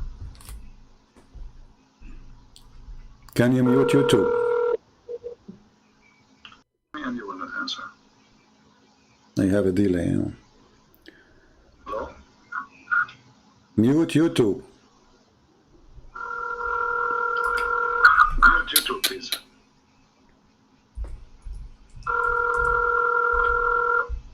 Mute YouTube. Answer. Can you mute YouTube? Oh boy. I will call you again. I will give you a minute to hear me. And I will call you again. Please mute YouTube.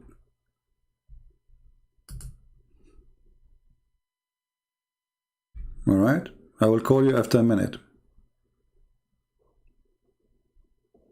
No, Yakis, I want you to call me. I cannot believe that I will not receive your majesty call. You are a genius, man.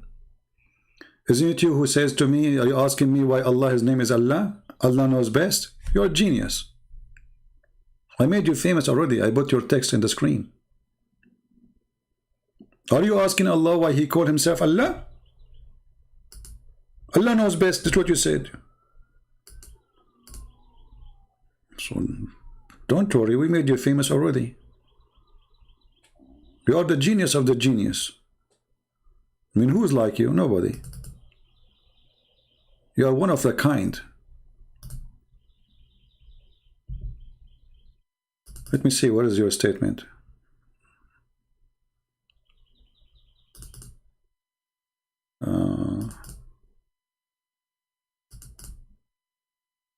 Here we go. This is Yaki. Just to show you what we are missing. The Arabian prophet, yes, and the answer, Allah knows what Allah means. This is the guy who wanna debate me. And then he says, I'm not dumb like Christians past to question God, how he looks or what his name mean. This is dumb, guys, to ask what the name of this God we worship, what his name mean. It's dumb. You're being dumb. That's what he said to us. Genius. So already you debated me, my friend, and you won, obviously. I mean, you are a genius, man. I hope your mom, she don't have too many of you. And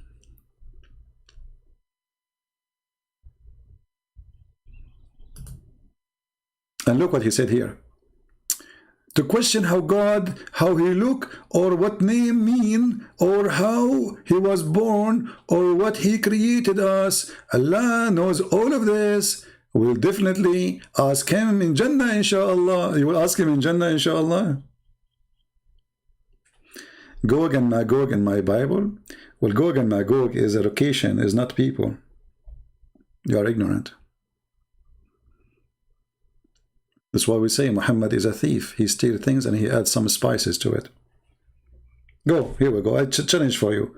Show me where the story of Gog and Magog in the Bible is speaking about people who hide behind the mountain. And then you will see that you are silly. It's a location.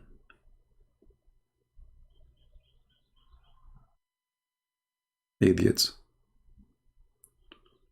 Any Muhammadan? Let us call this guy, see if it's going to work.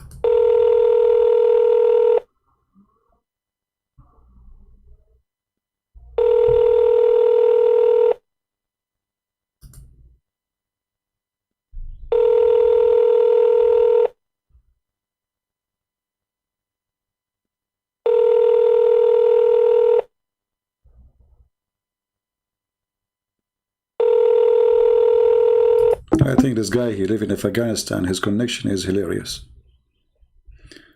Do we have any Muslim would like to take the opportunity to get me busted? We have 1,400 people watching. Who want to do it?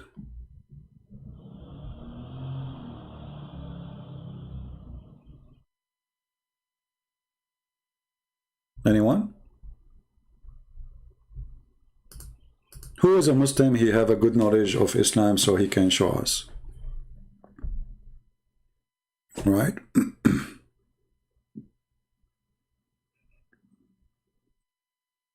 Yeah, we know what John's saying, Zara. You are silly. Yeah, say like your ex-god.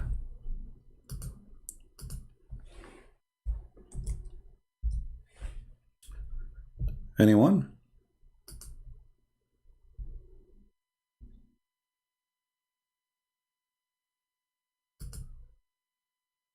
Mayday, Mayday.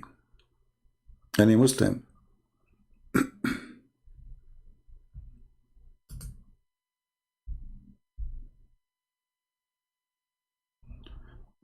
Muhammad, he lived as a thief and he died as a thief.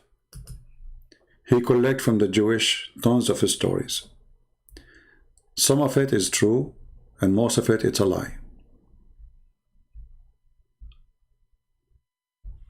The stories of Gog and Magog is nothing but a legend. And this legend about people hiding behind mountains.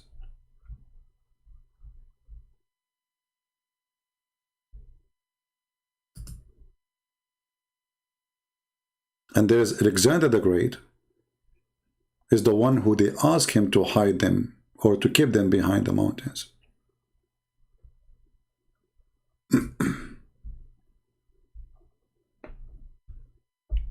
Anyone?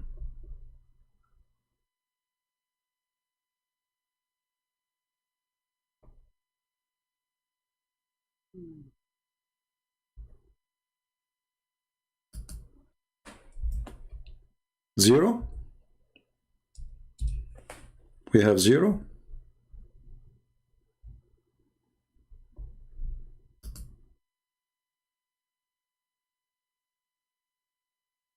Interesting.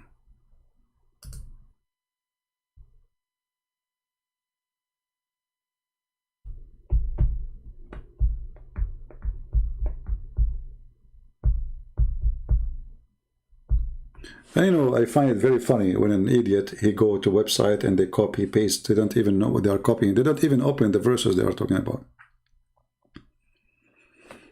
Like this girl. Did you even read those verses you are quoting for me? You are saying to me it's speaking about Gog and Magog? I'm sure you did not. You know what are you talking about. Kids. Silly. Do we have anyone who have the courage and the knowledge to call us?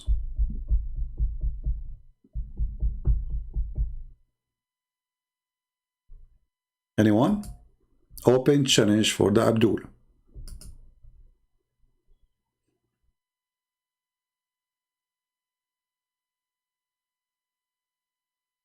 Open challenge.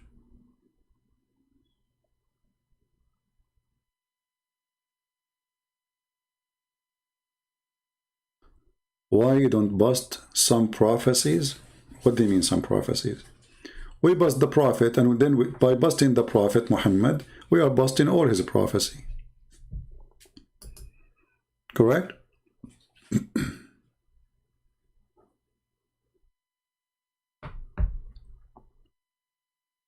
You caught me lying? What? How you caught me lying? By quoting John 20?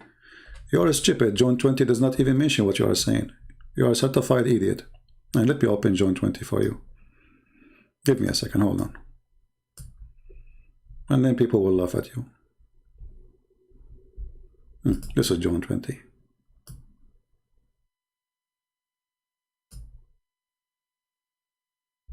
You said from 7 to 10, right? Here we go. This is from 7 to 10.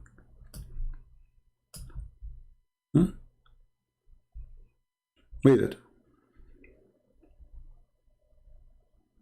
Stupidity is amazing. Certified idiot. Do you want me to play for you the chapter too? I can play it for you. It's my pleasure to play the gospel. John 20. The first day of the week cometh Mary Magdalene early, when it was yet dark, unto the sepulchre, and seeth the stone taken away from the sepulchre. Then she runneth, and cometh to Simon Peter, and to the other disciple whom Jesus loved, and saith unto them, They have taken away the Lord out of the sepulchre, and we know not where they have laid him. Peter therefore went forth, and that other disciple, and came to the sepulchre. So they ran both together, and the other disciple did outrun Peter, and came first to the sepulchre.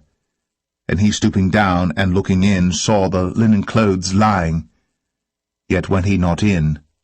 Then cometh Simon Peter following him, and went into the sepulchre, and seeth the linen clothes lie, and the napkin that was about his head not lying with the linen clothes, but wrapped together in a place by itself.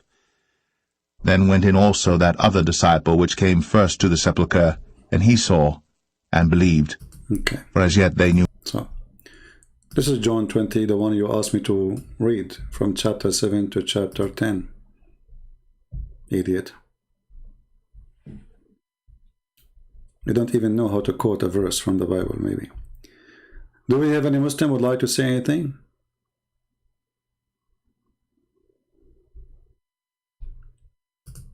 Any beautiful, brave thoughts about Islam?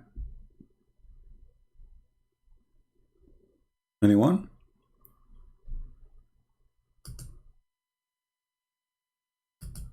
Followers of the prophet of Gog and Magog behind two mountains? A guy whose name is Zulqarnain, the guy with the two horns. Even the name is weird. All of us, we know that the Roman, they used to wear a hat, have two horns. And there's a Syrian, he's a Syrian, not a Syrian writer. He wrote a book, a fiction book, about a man with the two horns, which is Alexander the Great. The stupid Muhammad, he made Alexander the Great a prophet of Allah, a messenger of Allah, and he found where the sun set and where the sun rise. The story in front of you. And the Muslim, they try to deny that this is Alexander the Great. Even in their interpretation, it says he is the one who built Alexandria.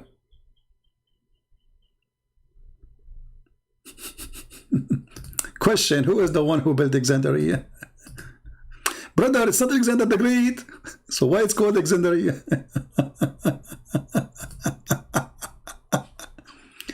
And in case you do not know,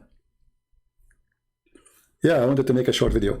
In case you do not know, Alexander the Great, he was a homosexual, a bisexual, which means he sleep with boys, he sleep with women. And then suddenly he became a messenger of Allah. The story in front of you.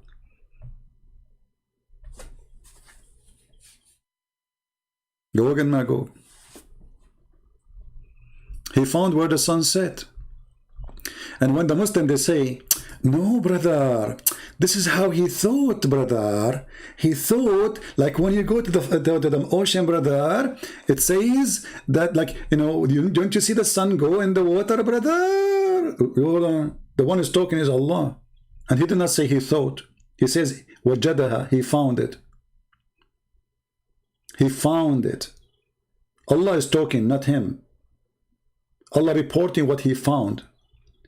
So he found it sitting in a spring, not an ocean. So why you are putting the word ocean? He found it sitting in a spring, of a hot spring. This is again coming from the legends, that the sun take its heat, because a human being, he saw like there's some places whereas there is volcano water, boiling water, where the sun disappear and come second day, like at night, go cold. And then in the morning, come back with the heat. It must be she is taking a shower. Just to show you something before we finish for today. Man, yeah, supposedly. My back hurt from sitting. Okay, let me show you something here.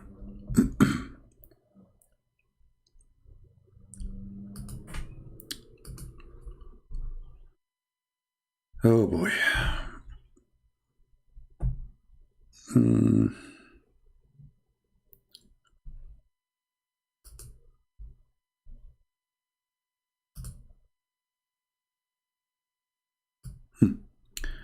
This is the chapter of Al-Qalam. The chapter of what? Of Al-Qalam, mean the pen. All right. Let us read together the Islamic Religion Discovery Channel. And from his narration and the authority of Ibn Abbas that he said regarding interpretation of Allah saying Noon. Noon, he says, Allah swear by Noon, which is the whale that carried the earth in its back, while in water, and beneath which is a bowl, and under the bowl is the rock, and under the rock is a dust, and none knows what is under the dust save Allah. Look here, the mystery, like here is a mystery. Sorry, we cannot tell you more. So now we discover that the earth is carried by a whale. His name is Noon. Noon in the top of the bowl, bowl in the top of a rock, rock in the top of a spring of water. The name of the whale is Luwish, not Luwish Farrakhan. This is different Luwish.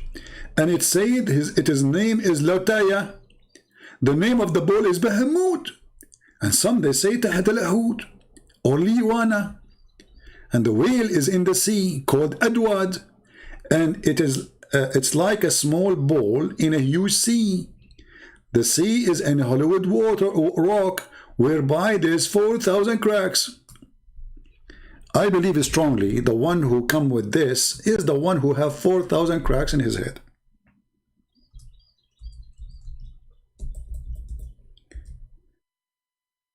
If you go and search right now in Google, you will find that many before they used to believe that ball is carrying the earth.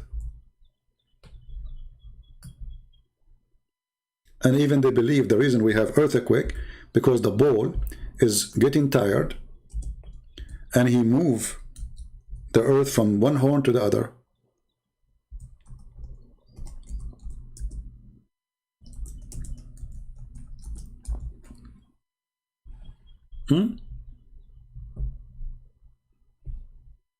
This is very ancient stories, you know.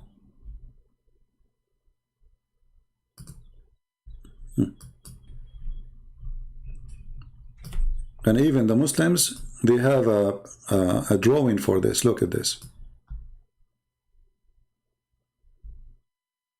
This is the whale. You see the whale? This is the bowl. And this is the earth. And this is your book. Nice to meet you. Another Islamic book. This is the earth. This is the bowl. This is the whale. And this is the dish of the water.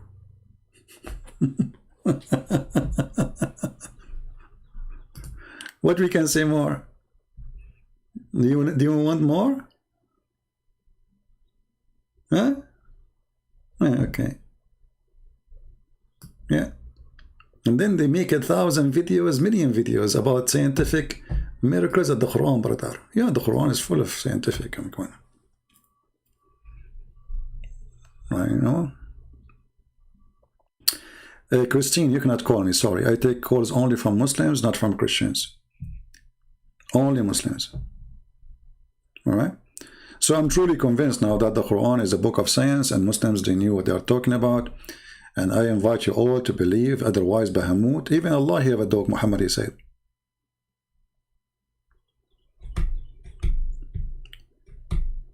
Anyone? Add this to my book. It's not in my book. I thought it is. No? Anyway, I'm writing actually a book. I'm working it for many years now actually. But because I'm not giving it, you see, this YouTube, this crazy YouTube is taking too much of my time. Like now I finish, I need to go and make a walk, like do a walk, do some sport. My back is frozen, you know, like you have to walk, do some physical stuff. And this YouTube thing take too much energy, you know. I need to stop coming here for some time so I can focus more in my books. But in the same time,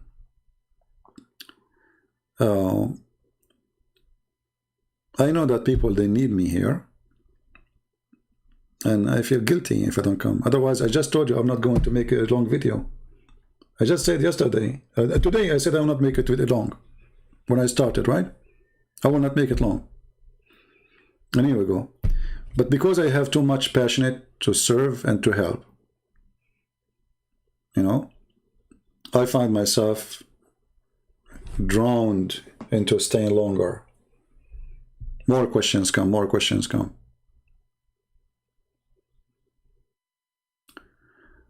Yeah, I know. Muhammad, he's told all his religion is collection from here and there, like some from the Hindus, some from the Christians, some from the Jews, some from Sabian, you name it, whatever ideas around him. Like the story of the seven sleepers, the story of the people of the cave, the story of this Suleiman walking and talking to the ant. This is all in the story of Suleiman. You find it in the Legend of the Jews. Go download the book. It's called Legend of the Jews. Solomon, he died standing. Okay, Solomon died standing how? Why Solomon he died standing? Because Allah, he don't want the genie to notice that he is dead, brother. Can't Allah delay his death? And brother, how the genies did not notice that he is dead, brother?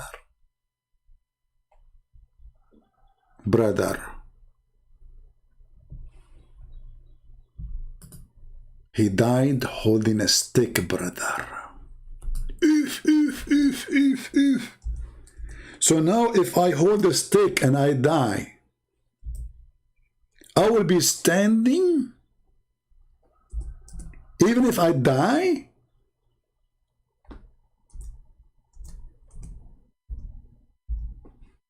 Look at this amazing book, brother. And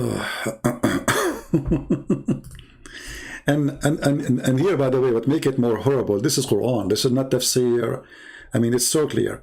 So when we decreed death on him, for him, Suleiman, nothing informed them, the genie, of his death except the little worms of the earth who kept chewing slowly his stick. I curse you, worms. You are chewing the stick of Suleiman. I mean, aren't you ashamed of your snack? So the guy now, Suleiman, he died standing. He's dead for a year. If you go and read the interpretation of Ibn Kathir, you will see it says he was dead for a year. A year. And nobody noticed that Solomon is dead. Brother, don't you think this is too big of a lie? Let us go to Ibn Kathir, because they will say to you, he's lying, It doesn't say that, you know. Chapter 34, verse 14. Let us go to Ibn Kathir. Read carefully and love.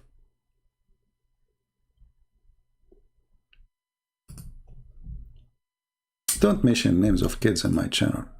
Bring men to me. Men only. They are kids.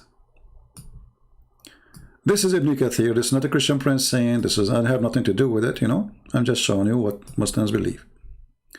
Read carefully. Where is the story? We chose the wrong verse. Hold on.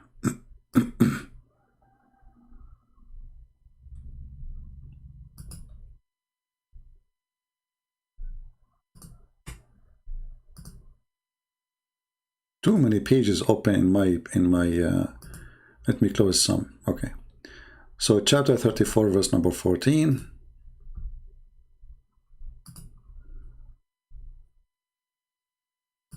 Read and love. Again, this is not Christian Prince, this is Ibn Kathir. They're big potato, big fat liar.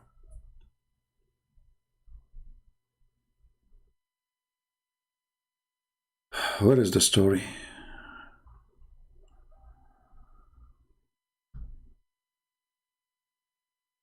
Like what? Hold on. I don't want to hurt your eyes.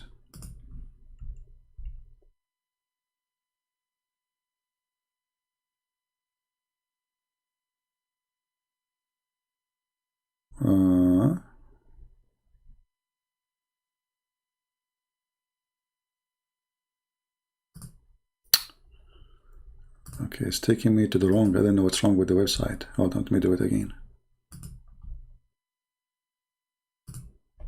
Okay, let us see now. All right, finally, now we got it correctly. Okay, read carefully, guys. Allah tell us how Sulaiman, peace be upon him, died and how Allah concealed his death from the jinn who were subjugated to him to do labor. The genie, brother, they work for Sulaiman. Yes, they built for him. What? Anyone remember what they built for him? They built for him a synagogue, and they built for him statues. I thought the statues is haram. That's what the Quran says. He reminded leaning on his stick, which was his staff. And Ibn Abbas, may Allah pleased with him, and Mujahid and Al-Hassan and Qatada and others said, he stayed like that for a long time, nearly a year. Are you there, Muslims? This is a religion? The guy, he died standing, leaning on a stick for a year. Okay, brother, what happened after 1 year? What happened? Tell us more. The story, brother, continue. Okay, get your candies. Okay, now if you listen carefully, I will tell you the story and you sleep right away. Don't forget to brush your teeth before you sleep. Okay? Okay. When the creatures of the earth, which was kind of warm, ate through the stick, brother, it became weak and fell to the ground. True story.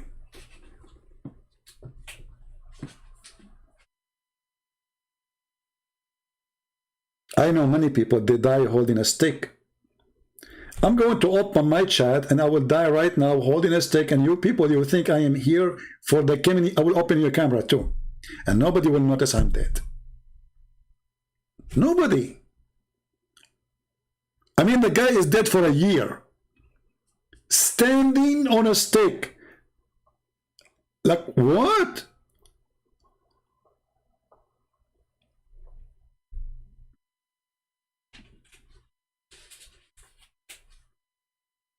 And then those little worm. Why you don't get a treated piece of wood from Home Depot, you idiot? So the worm will not. And why you are waiting? Why Solomon is using a wood stick? Use gold. Will not rust, and the worm will not eat it. And then he will stand until now. So the guy is a king. He have an army. He have ministers. He have wives. He have servants. He need to eat. Nobody noticed that the king is dead because he was standing. You go to the room. Your Majesty, do you want to eat? He don't answer. He's doing yoga. His wife, honey, look at this new clothes I dressed for you. Honey. Oh, he's doing yoga. Okay. She comes second day. Honey, look, I got a bikini for you. He's not answering. Okay. A week after. He's not answering. Honey, are you striking or something? You don't want to eat? Honey, don't you feel like you want to go to the bathroom? You are standing there forever. 10 days pass and you are not moving. Nobody. The minister, the prime minister coming to talk to you. Your Majesty, we have an enemy in the borders. What we shall do? Are you there, Your Majesty? Oh, His Majesty is meditating. He's reading the book of Zakir Naik. A year, you liars. I mean, come on, like make it 2 days. I mean, come on, let make it like something we can swallow. And what is the purpose of this? So the genie will not notice that he is dead until they finish the work. Why Allah don't make him stay until he, okay, why Allah don't make him stay alive until they finish the work? So look, Allah is deceiving the genie. He wants them to believe that Solomon is still alive. And now Allah is in trouble. Okay, Sulaiman, he died. What I will do now? He put his hand between his back. He bent over Allah. And then he go backward, forward, backward, forward, backward. What I will do? I got it. I will make him stay like this on the stick.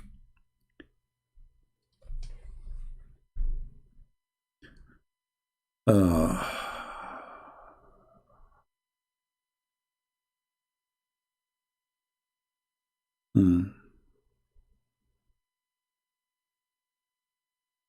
Any Muslim?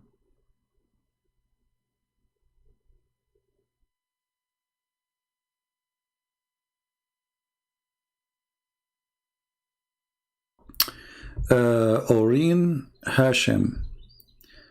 My friend, I mean, any verse you quote for me. Why you don't call me Hashim so we can laugh together?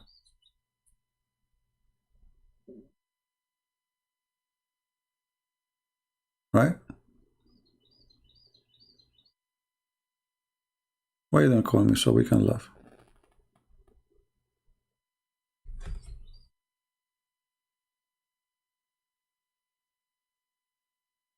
Any Muslim would like to call me right now and show me something scientific in the Quran, I will be happy to take your call immediately, even though I'm here for many hours. Who want to do that?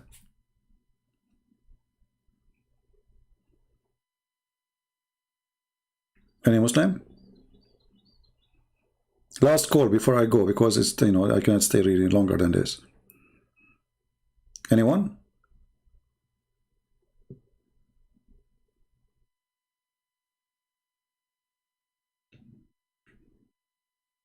Somebody said that he tried to find me in Patreon and there's many Christian prince. That's not true, my friend. There's only one Christian prince in Patreon. And anyway, the link is there, even in the first message you see when you join.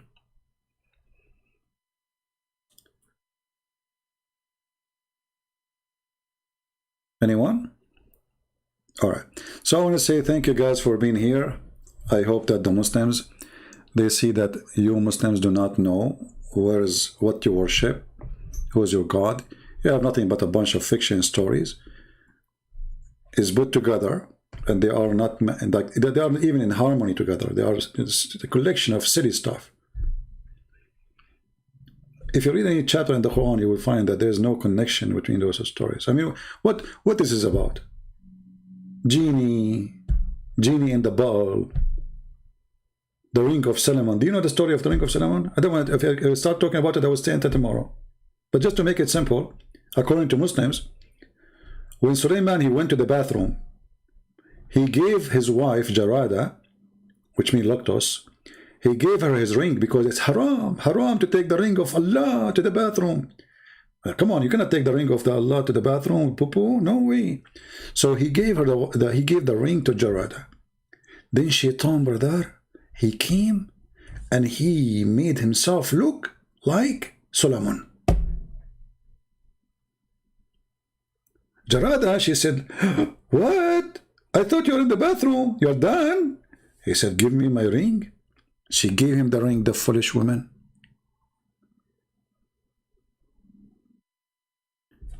The Shaitan, he put the ring in his hand and right away he became the king.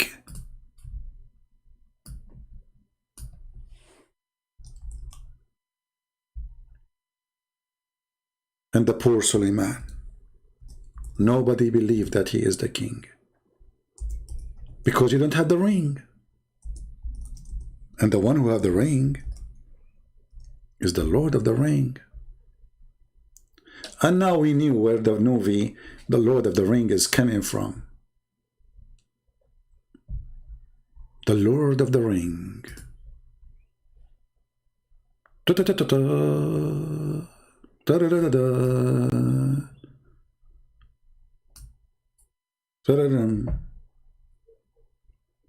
True story of a prophet of Allah. And then, brother, after Suleiman, he was kicked from the palace and Shaitan became the king because he got the ring.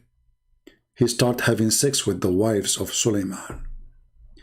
And brother, Shaitan is so good in boom boom. The women, they noticed that their husband is not like before. He never had enough of boom boom. So they went to the elders and they told them, the King Solomon is act weird. He's so good in bed. And this is how they decide that this is cannot be the true Solomon from his penis, brother.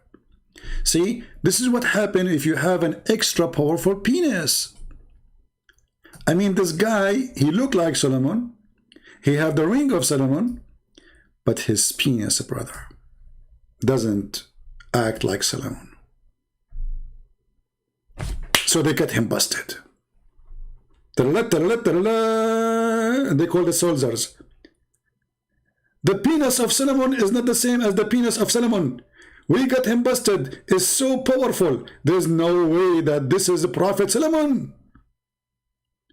Solomon, he heard, sorry, the fake Solomon Shaitan, he heard that they got him busted. So he decided to run away. And he threw the ring in the ocean. And then, brother, look Allah how he function. Allah, alhamdulillah. Solomon, he was working as a putter next to the sea. He saw a guy who bought some fish. He told him, let me carry it for you, because now Solomon, the real Solomon, became homeless. So, you know, the king came from the king. He's not a king no more. Poor guy. The guy, he said to him, what I will pay you for carrying my fish? He said, give me one fish. I will carry the fish for you to the house.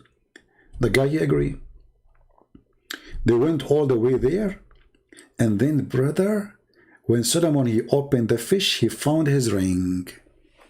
And he became again the king. Hey, Muslims, who is the one when I say to me I'm lying? I can show you the whole story with pages and reference. Islam is absolutely true religion. Otherwise, how come the one who made the Lord of the Ring movie is copying Prophet Muhammad? Can you explain that to me? For sure, we cannot.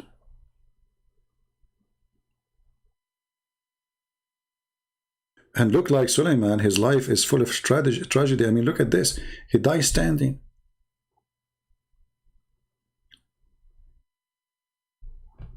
I want to die eating cake. Can I do that, Allah? Or baklava? Brother, there's no way that there's any other true God beside Allah. So the coward, the idiot Muhammad, he hears stories from the Jews. They tell it to their children. The guy, he put it in the Quran, as you see. He heard the Jews saying that. Where Muhammad he got the story from? All of us, we knew this is a fiction. You can find it in the Legend of the Jews. And then he made a Quran. Isn't it obvious?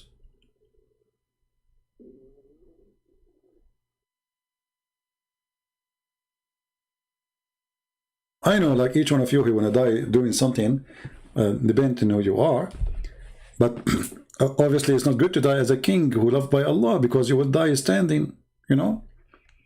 And the genies are making statues for, I thought statues is haram, adultery. Adultery, brother. Is it Prophet Muhammad who destroyed the idols?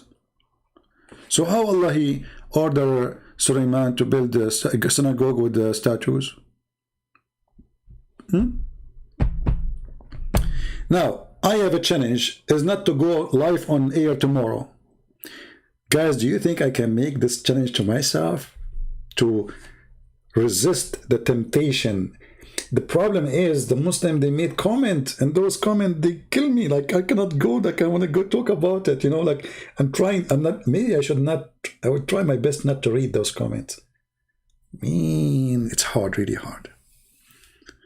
It is really hard. So I'm going to fight it, you know. Everybody get tempted by something. I get tempted by, you know. Oh boy. Anyway, and by the way, I just order, in case you do not know, I order a stick from Amazon.com.Allah, and I order a stick made from aluminium, because I don't want to die, and then those stupid worms eat my steak, and then Muslim, they knew I am dead a year ago, and like they will find out that I am alive, but I'm dead. I'm not going to let that happen to me. I learned the lesson from Solomon. I will go live holding the stick all the time, made from aluminium. I die standing. And I will be standing forever. And nobody will notice. Nobody. You will not smell or decay and your body fall apart and your body start farting after you die. Nobody will notice, brother. Because we are holding a stake, brother.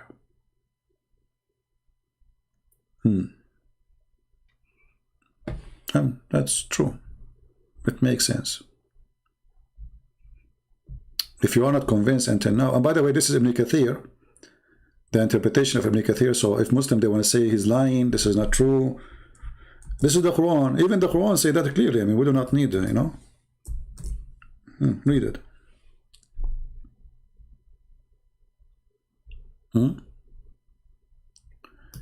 Yeah, I will try not to come tomorrow. I will try, but I cannot promise you, you know. I wish. Actually, I'm going to take a vacation and I'm going to go to the mountains where there's no internet. This is the only way I can stay away from you guys. I know you hate me and you want to get rid of me. It's okay. I understand the situation. You know, I don't blame you at all. So I'm going to take, I will go to the mountains and stay there for maybe a few weeks. Can you make a program about Brunei Sharia law? I mean, Brunei Sharia law, I mean, what Sharia law? This guy, all his kingdom is based on the British and the American. And then he have Sharia law. How that work? Isn't the Quran says, take not Christians and Jews as a friends? This guy is a fraud. He used Islam to control his people, so he can steal the money. My friend, Islam is the best way to control.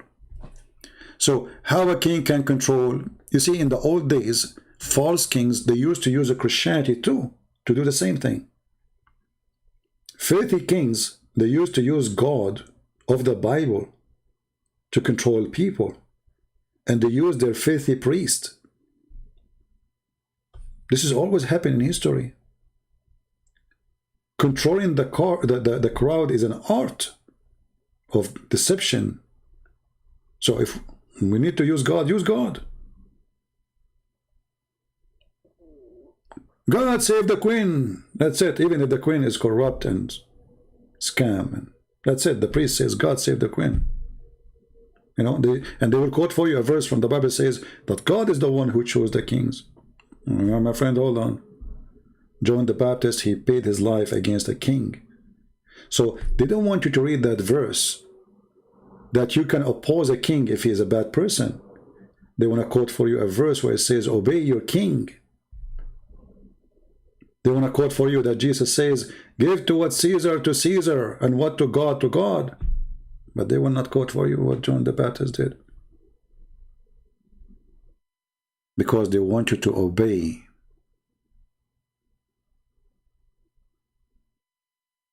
Not to oppose. They use God. Those fraud priests. The same as the fraud Muhammad. The devil, my friend, he changed his uniform. But he never changed inside. This is why the Lord, he warned us, he says, be aware of false teachers and false prophets who come to you in the clothes of a sheep, but they are wolves. They are wolves.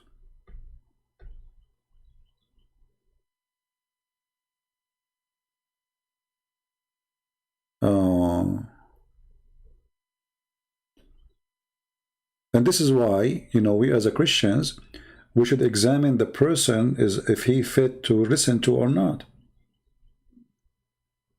If you go to most, sadly, you know, most of those who teach in churches today, they avoid the most important topics in order to keep their job. They're afraid of government. They're afraid of, you know, afraid of saying the truth, as simple as that. We don't have John the Baptist who said to the king, you are a fraud. You cannot do that. We don't have those people. Maybe they exist here and there, but trust me, those people will not be shiny. They will cover them. They will try to hide them. They will try to bury them alive. If a person try to be decent all the force of evil will be against him.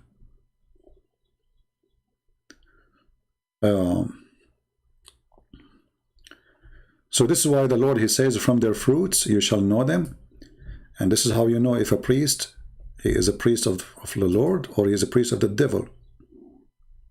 And there's many of them are the priests of the devil, sadly. So I want to say thank you guys for being here. May the Lord bless you. I don't know if I will come tomorrow again or not, but if I come, sorry for you. And what I can do, you know. Love you all, and I'm really grateful for having every and single one of you, and I appreciate those who download my videos. And I heard bad news about people flogging the videos of my video because simply download the video of my video from them. My friend, if you add a subtitle to the video, does not make it yours. And if you are a servant of God, then you should be asking people to download the video from you. If you don't agree to let people download in your video, which you are the one who translate, then I tell you, don't download my videos, otherwise I might flag you myself. The video we make is for everybody. For everybody. If you are here a person who's trying for you, you have your own ego, like, you know, my videos. I don't know you, you don't know me. This is my work, and I am giving it for free. I'm giving my books for free. Who are you to flag people for my video? Who are you?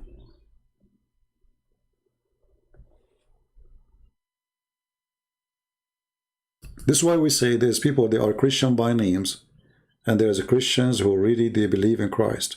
If you believe in Christ, you serve, and you don't wait for return. You don't wait for people even to subscribe to you. You are doing it because you believe it's true.